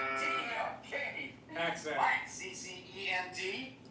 Accent. Accent seasoning. Good. You got the 30 seconds.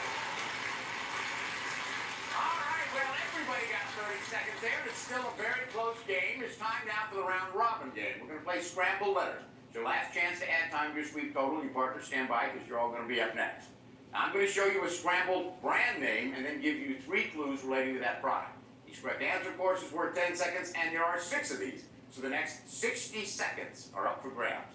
Hands on your buzzers. Here's the first one. Creamy. Leslie. Live on it. That's it. Live on it, Margaret. Okay, switch. And the next one. Check in.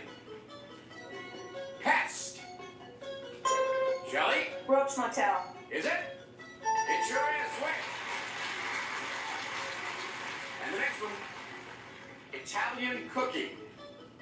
Extra virgin. Olive oil. Leslie. I have no idea. No. Olive oil. Italian cooking, extra virgin, olive oil. Bertolli's what we were looking for. Okay, Wow. and the next one, cans. Japanese hostess. Tuna. Jelly. Geisha. Let's find out. Geisha it is. Okay, good. Next one, turned over and over. Pretzel. Roll gold. Michael, oh yo, is it? It is. Okay, swing. Here's the last one. Oats. Breakfast. Honey nut. Cheerios. Jelly? Cheerios. Let's find out. Cheerios cereal. Okay, very good. So we have Michael and Mark with 2 minutes and 10 seconds. Leslie and Shelley in the lead over there with 3 minutes. Plus the $100 that Leslie picked up in the mini suite. And Jane and Bobby have 2 minutes and 10 seconds. Who's going on the big suite? Mark, Shelley, and Bobby. Don't go away. When we come back, you're going to see Mark, Shelley, and Bobby running like wild through our aisles. They have a chance at winning $5,000 right here on Supermarket Suite. Promotional consideration provided by... Supermarket Sweep will return right after the cleanup on aisle 3. Your destination for gripping true crime. From cold cases to notorious murder investigations, We knew right away that something was amiss, something was wrong. this is real crime. Watch now on Roku. Well, here he is, Pink Panther. Pink Panther. Everybody loves a panther, that's me. He really is a groovy cat, and he's a gentleman, a scholar, he's a acrobat. He's a Pink Panther, Pink Panther. And it's plain as you'll know that he's the one and only, truly original, kind of people let you know.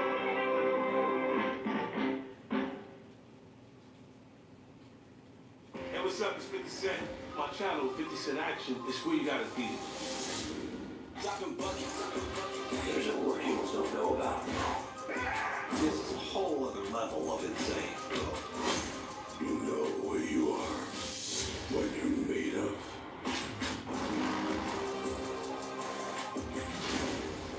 Watch my channel, 50 Cent Action.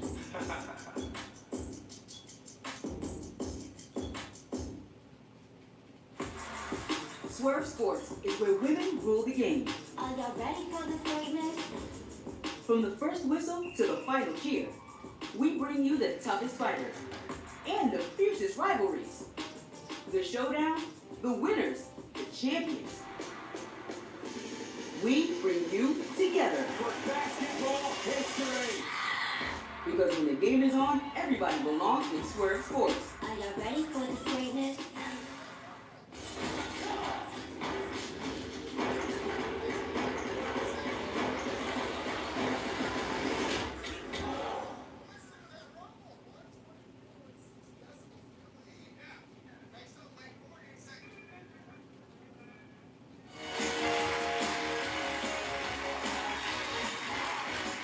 Welcome back, and now it's time for the big swing. Okay, here we go. Shelley and Leslie, you have 3 minutes. You'll start first. Bobby and Jada, you have 2 minutes and 10 seconds. And Mark and Michael, you also have 2 minutes and 10 seconds. Okay, folks, take a look out there. Everything you see up and down our supermarket aisles is up for grabs. I want you to fill as many of these carts as you can. Now listen very carefully, because these are the special big money makers we have in the market for you in today's big sweep. Pay attention, because I'm about to give you the 3 shopping list items that I want you to bring back. They are, listen carefully, Top Ramen, Duncan Hines Frosting, and Van Camp's Beanie Weenie. Okay? Now, all 3 of those must be in your cart or across the line here before the sweep is over. We'll add $250 to your sweep total. Now, also, somewhere out there in the market is a giant box of cheer. Attached to the box are 4 envelopes worth anywhere from $25 to $100. Grab an envelope, whatever amount you get, we'll add to your your sweep total. And remember, we also have coffee and candy for $100, and please don't forget our bonus specials worth up to $250. And of course, the team whose runner sweeps up the most money in merchandise and bonus prizes wins the game and the right to go for $5,000 in cash. Okay, runners, get ready. The clock is set at 3 minutes, and that's when Shelly will take off. On your mark, get set, go, Shelly, go, go, go, go, go! There she goes. Team 1 has a terrific lead in time going into today's big sweep. So where does Shelly want to start? In the beef section. And these fine cuts will add up to major money in no time. Team 2 must wait a little longer. Back to Shelly. She's moved on down the line to the hams. And look how fast she's shopping. That's the way to build up a big total come checkout time. Look at her grab those turkeys. All right, go ahead, Well, that's great, but Shelly's still on a roll. And with that heavy cart, her backup maneuver is awesome. She swings around, but where to next? Aha! Shelly aims for a quick pick-me-up at the coffee grinder. If she grinds all the coffee beans in that bag, she'll add $100 to her team's total. Hey, watch out! Don't try that crisscross cart trick at your neighborhood market, folks. But it appears everything's under control, and Mark is busy buying diapers. He knows there's not a second to lose. And there's Bobby swinging around super-sized Tide detergent. Lifting those heavy boxes into a cart takes strength, and she's got it.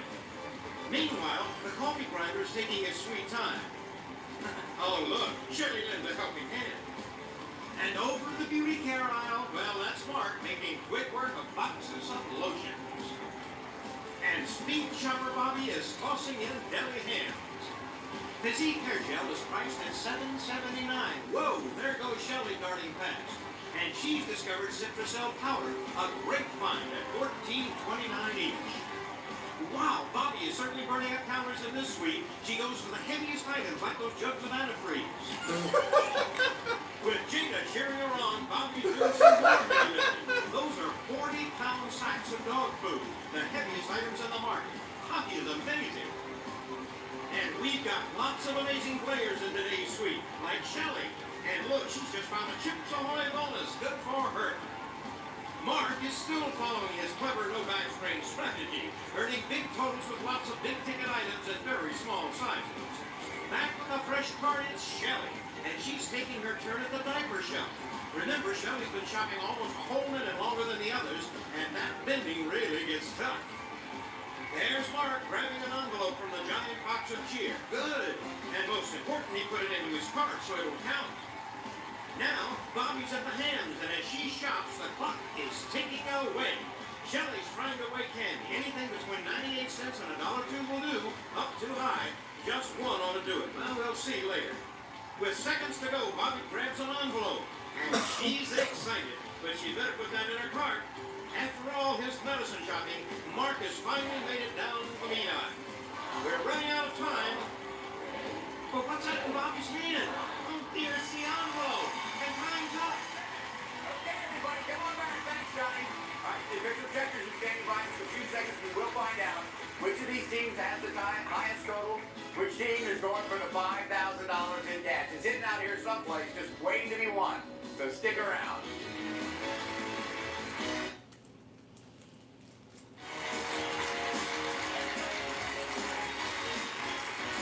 Welcome back to Supermarket Sweep. Okay, our checkers have entered all of this merchandise in the registers. It's time to hit the total buttons, find out who won the big sweep, who's going for the $5,000. Okay, let's see here. Michael and Mark, you got that cheer envelope. Let's see how much it's worth. $25 for that. We add that to all your groceries to give you a grand total today of $1,034. Congratulations. Okay, now, Bobby, you did get the cheer envelope, but I'm afraid it doesn't count because our rule is you have to have it either across the line or in your cart before the bell. But you got a lot of groceries there, a lot of merchandise. We add all that up to give you a grand total today of $838. That means Mark and Michael are in the lead. Shelly and Leslie. Let's see, you got my candy for $100. You got the coffee for $100. We don't want to forget the mini sweep from earlier in the game. That was $100. And let's find out how much your bonus is worth.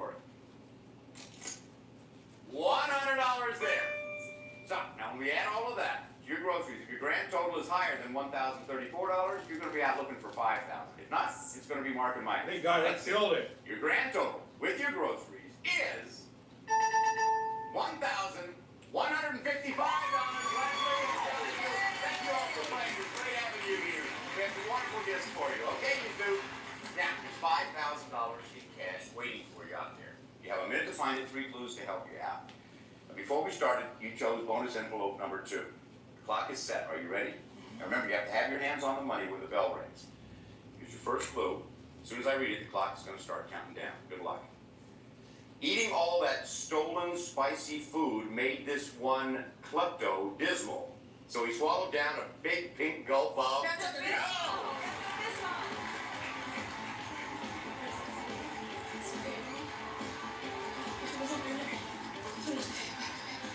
Pasta plus the 15th letter. Pasta plus... Oh, pasta. Oh. SpaghettiOs. SpaghettiOs. Dog food. Is that it? Is this it? No, there's the pork. No. SpaghettiOs. I'm going this way. Got it, Liz. Got it over here in the end. Coming. In the morning, you may think of this insurance. In the morning, you may think of this insurance. It's got to be juice or coffee. In the morning, you may think of this insurance. Assure? Let me think. In the morning, it's got to be cereal. In the morning, you may think of this insurance. Total? Oh, why?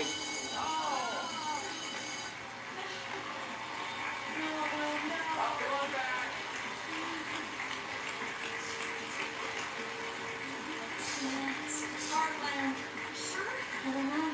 You drink? Well, you got very close. You were in the right neighborhood. What is You got cereal? this- Heartland? In the morning, you may think of this insurance. Heartland? So it's a cereal. What kind of like insurance? Life. Okay. Hey, listen, you got to be great. You got 2. That's 400. Add that to your grade suite. That gives you a grand total today of $1,555. Hey! And you take the rubric, saying goodbye to Supermarket Suite. Hey, the next time you're with your mother or your daughter at the checkout stand, you hear the beat. Think of the fun you could have on Supermarket Suite. I know. I'm thinking. Were you thinking cereal? I'm thinking coffee. Then I got shoes. And then I said cereal at the last minute. We bring out the cereal. Well, how many fruits were you moving? But it's just not that easy. I even saw that sitting on top. I looked up and saw the orange thing sitting on top and did not realize that it was I like. know. I'm getting it. It's looking like pretty quickly. It's SpaghettiOs, I think. You know the SpaghettiOs you used to know where it was. I like it.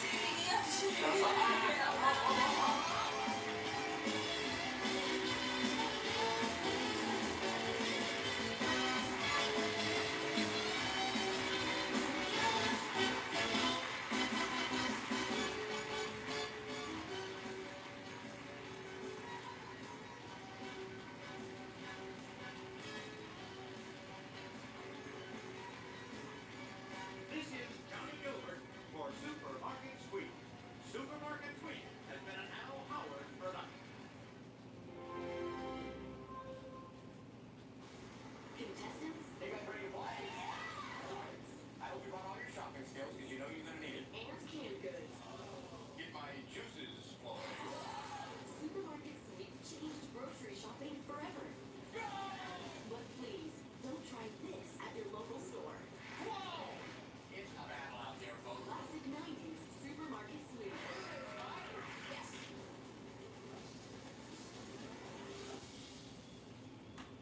You've had taste made in the palm of your hand. Now we're in your home, where the struggle becomes your victory. Now we're everywhere you need to be, where taste is made. Taste made. Okay, I'm here. It's like killer months, huh? It's so stressful.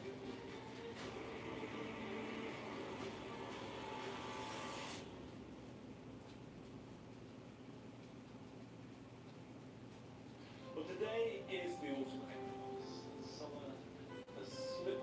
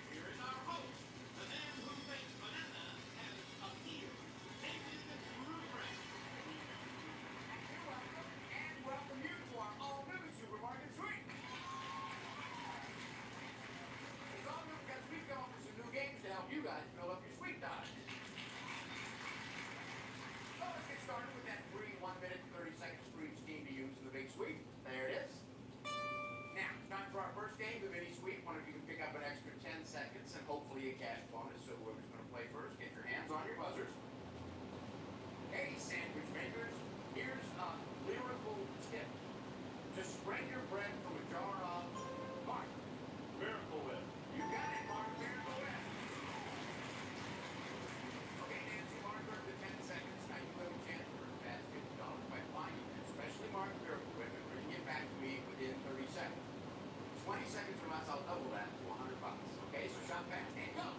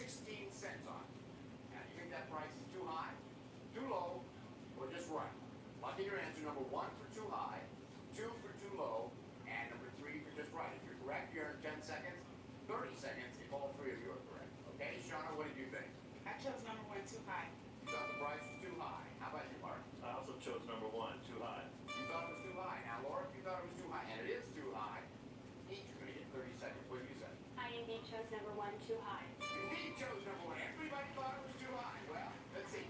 The actual price of the Rye Crisp crackers is $2.35, so we were too high. All three of you got it right. So I got to give 30 seconds to Shauna, 30 seconds to Mark, and 30 seconds to Laura. Congratulations. And you, stay with us, because when we come back, there'll be more games and more chances for our players to build up their sweep time.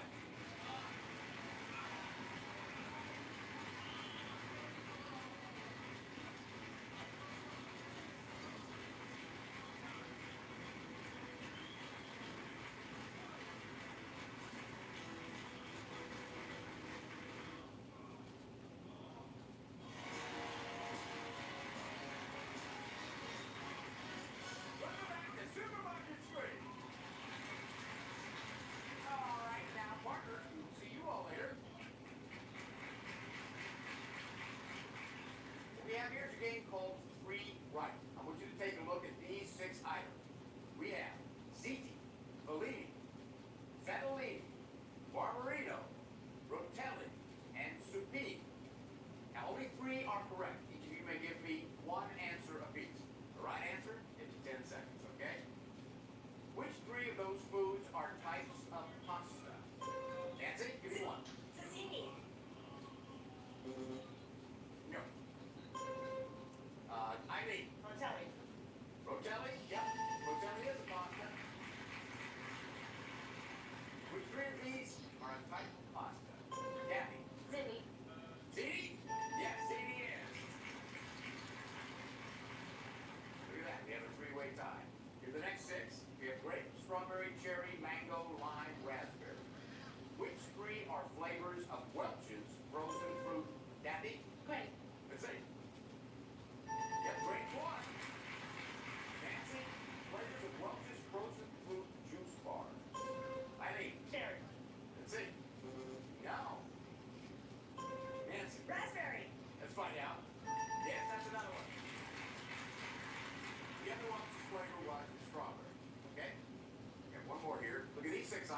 Sardines, raw egg, Parmesan cheese, snails, romaine, free. In 1924, Alex Pardini invented the original Caesar salad in a Tijuana restaurant. Which three of these ingredients were used in that original recipe? Nancy? Sardines. Let's see. No.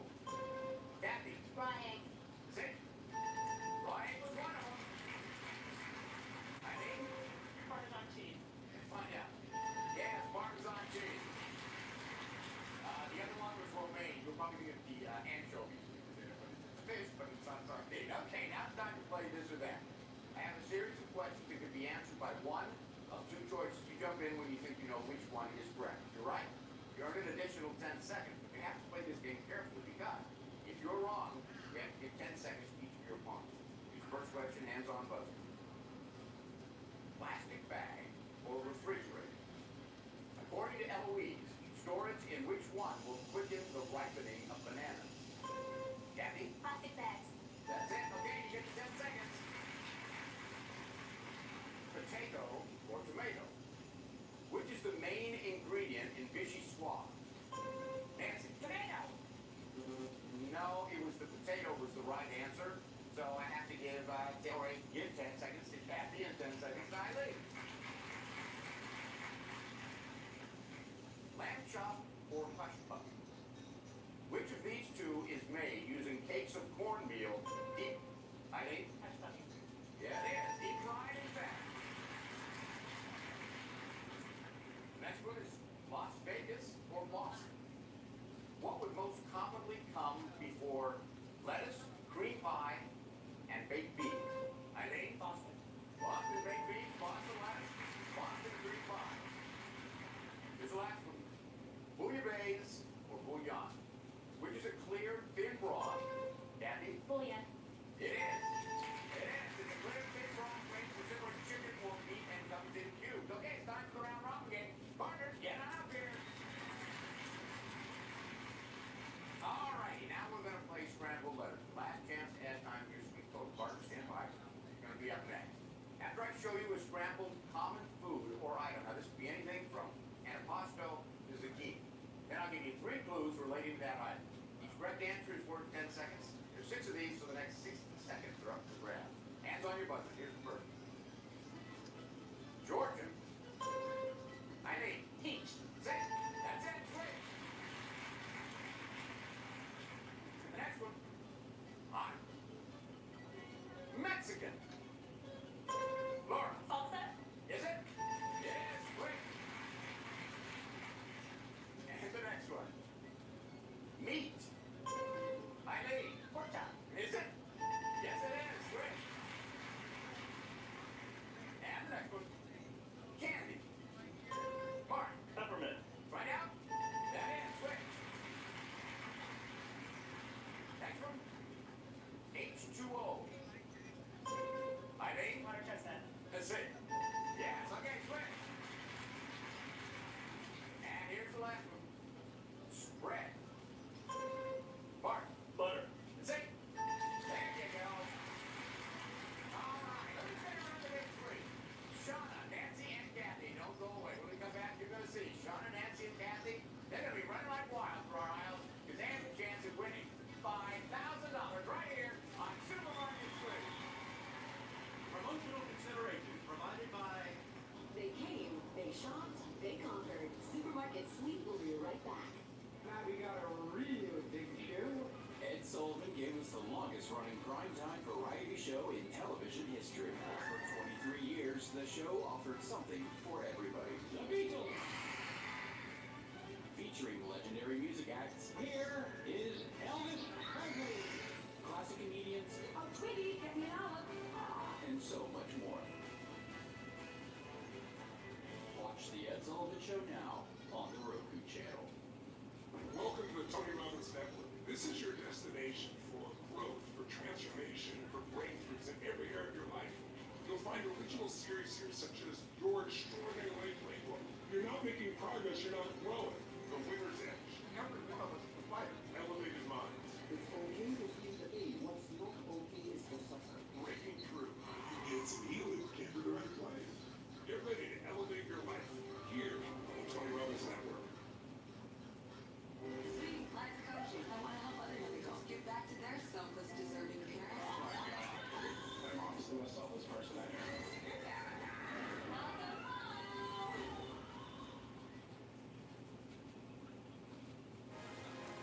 is crazy. I've never seen anything like this object on the road show, and I've been doing it 21 years. That's unbelievable. Happy weekend. I'm starting to get anxiety because I want everything. That is so good.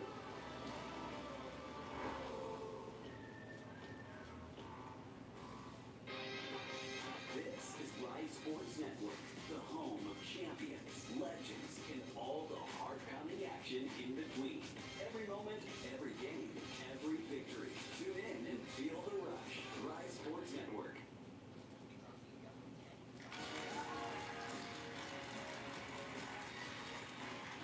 Welcome back. Now it's time for the big swing. Okay, Shauna and Eileen, you have 3 minutes and 20 seconds, so you'll start running. Kathy and Laura, you have 3 minutes and 10 seconds. Nancy and Mark, you have 2 minutes and 40 seconds. Okay, take a look out there. Everything up and down our supermarket aisle, grab. Fill as many of these parts as you can. However, listen carefully now because these are the special big money makers we have in the market for you today and today's big week. Pay attention, I'm about to give you the 3 shopping list items that I want you to bring back. They are, listen carefully, lollipops, Molly McButter, and fruit gushers. Now all 3 must be in your cart or across the line here before the sweep is over. We will add $250 here as we go. Now also somewhere out there in the market, a giant box of cheer. Attached to that box are 4 envelopes worth anywhere from $25 to $100. Grab an envelope, whatever amount you get, we'll add that to your sweep total. Remember, we also have coffee and candy for $100 and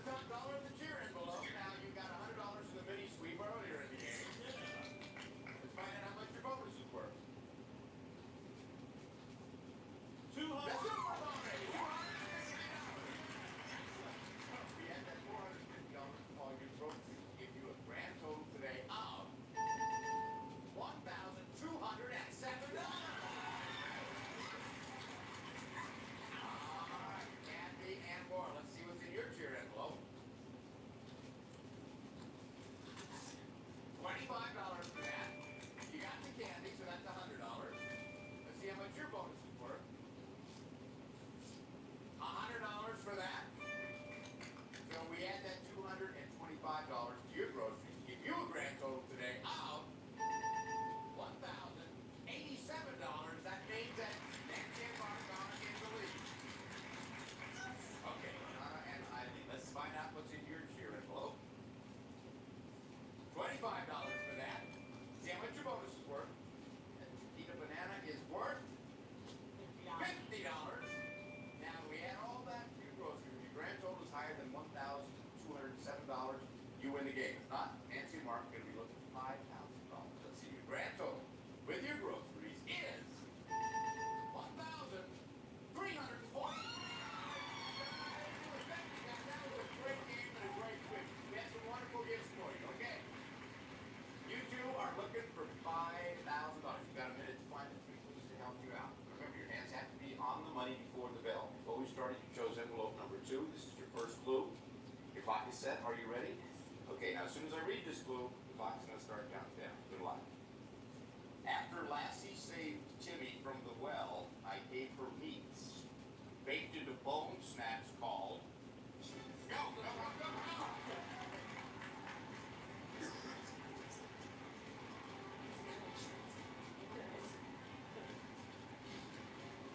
You may hit this juicy note if you win. Juicy note, juicy note, juicy note, juicy note, juicy note. The drinks are not this way.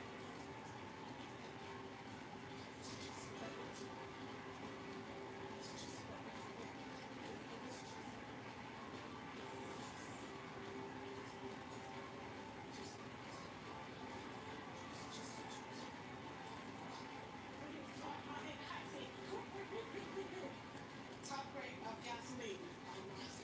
And top grade.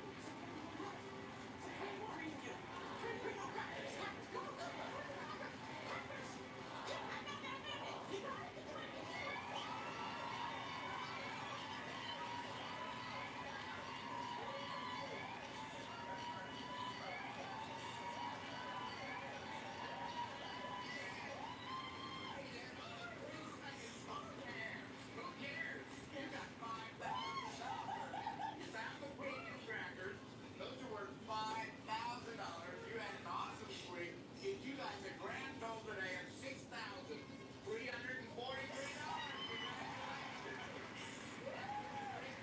Save your life at Supermarket Sweep. Listen, next time you're in checkout stand and you hear the beep, think of the fun you could have on Supermarket Sweep.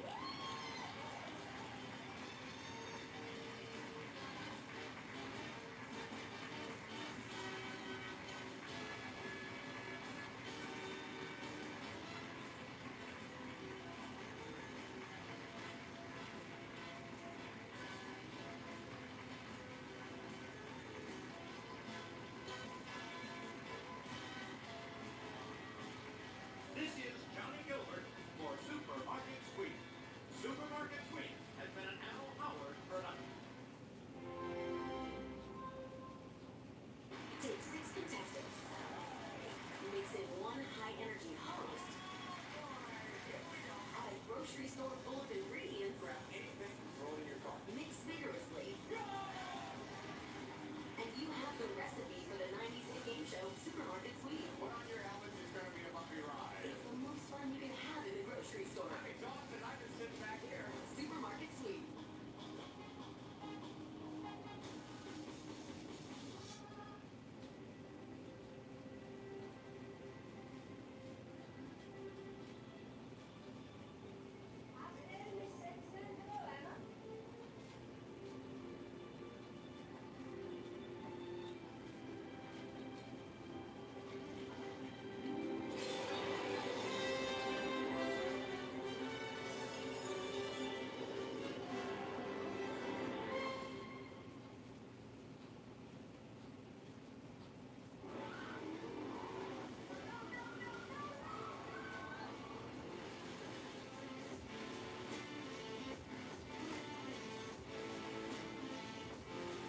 Just asked me to solve one of the world's biggest mysteries for hours. What do you think we should do now? Same thing I did when I was in school. I didn't know the answer. Thank you.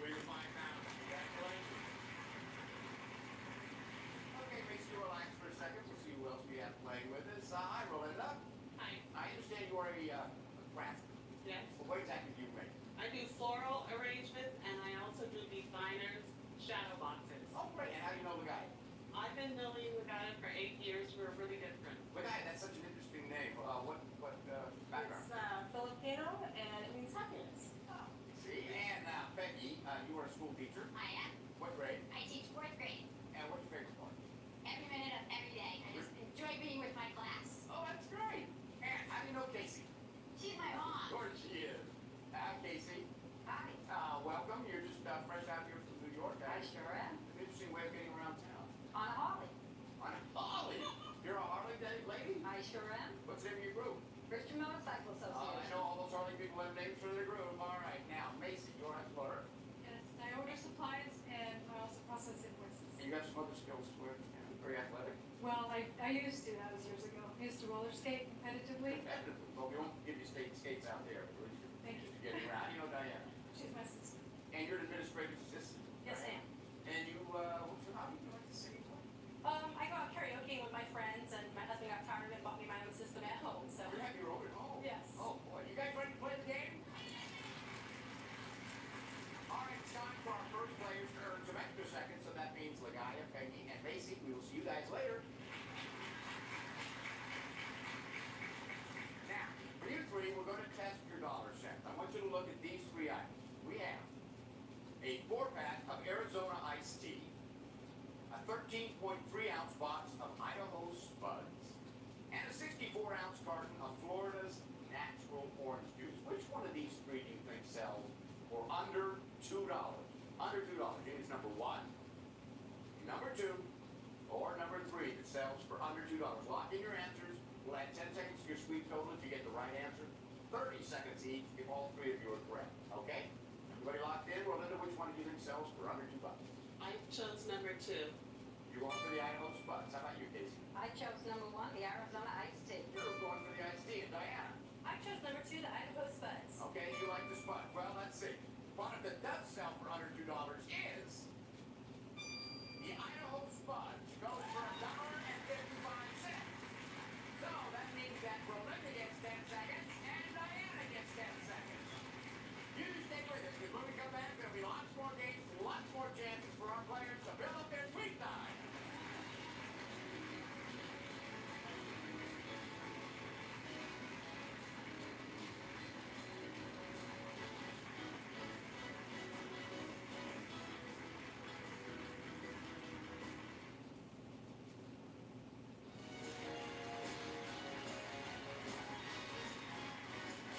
Welcome back to Supermarket Sweet.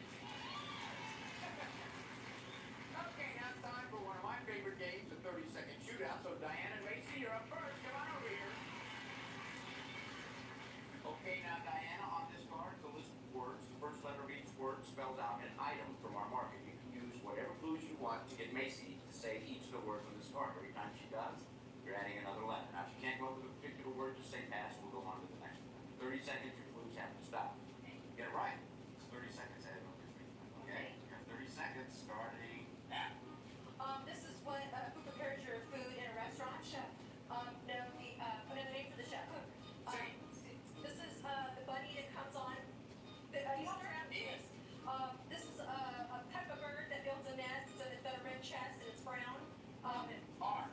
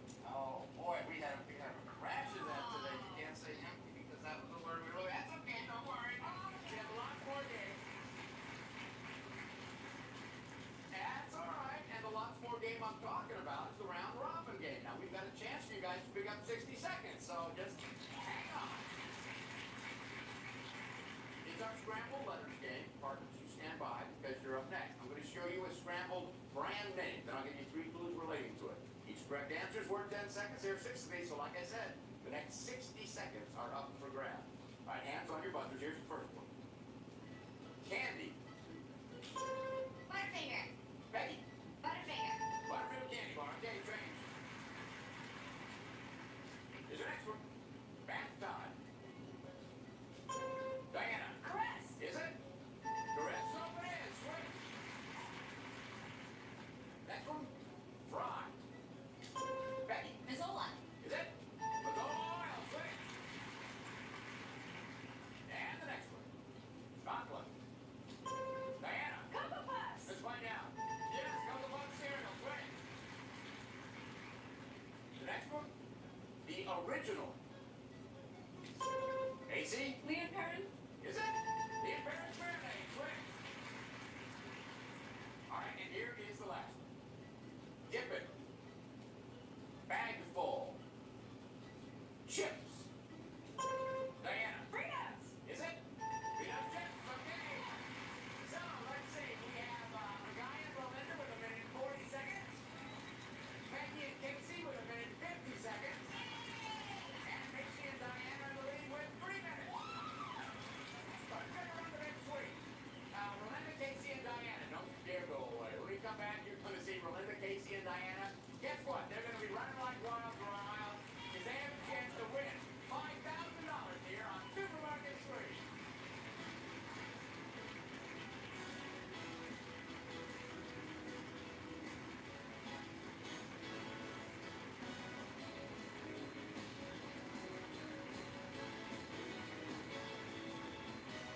Promotional consideration provided by David Ruprecht and Supermarket Sweep will be right back after this. Bein Sports Extra is packed with the leagues and sports content you love. Hey, the Turkish Super League, the Polish Ekstraklasa Copa Libertadores, Copa Sudamericana, the incredible Tournament of Africa, plus combat, Olympic sports, and so much more. Watching premium sports was never so easy. Bein Sports Extra. Free sports 24/7.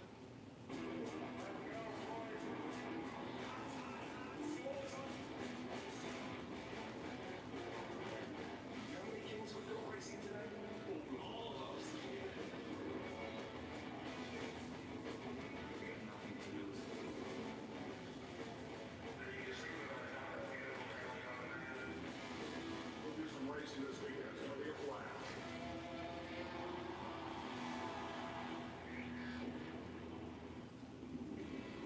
For us, this universe remains a mystery. We barely scratched its surface. You can see just the fragment, the most visible part. What if I told you a parallel reality existed all around us? Let's journey into this psychedelic universe whose glowing colors shape incredible stories of connections, seduction, and survival.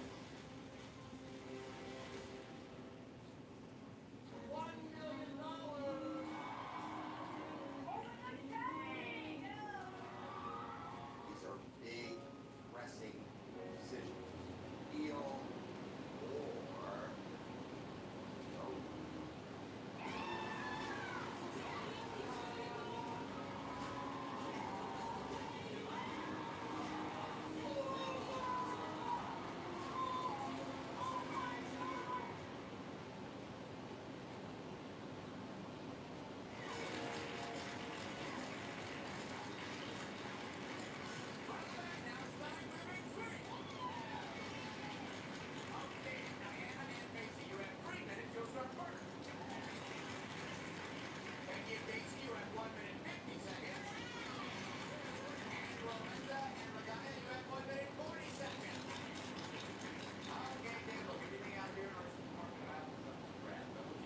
Many of these markets as you can.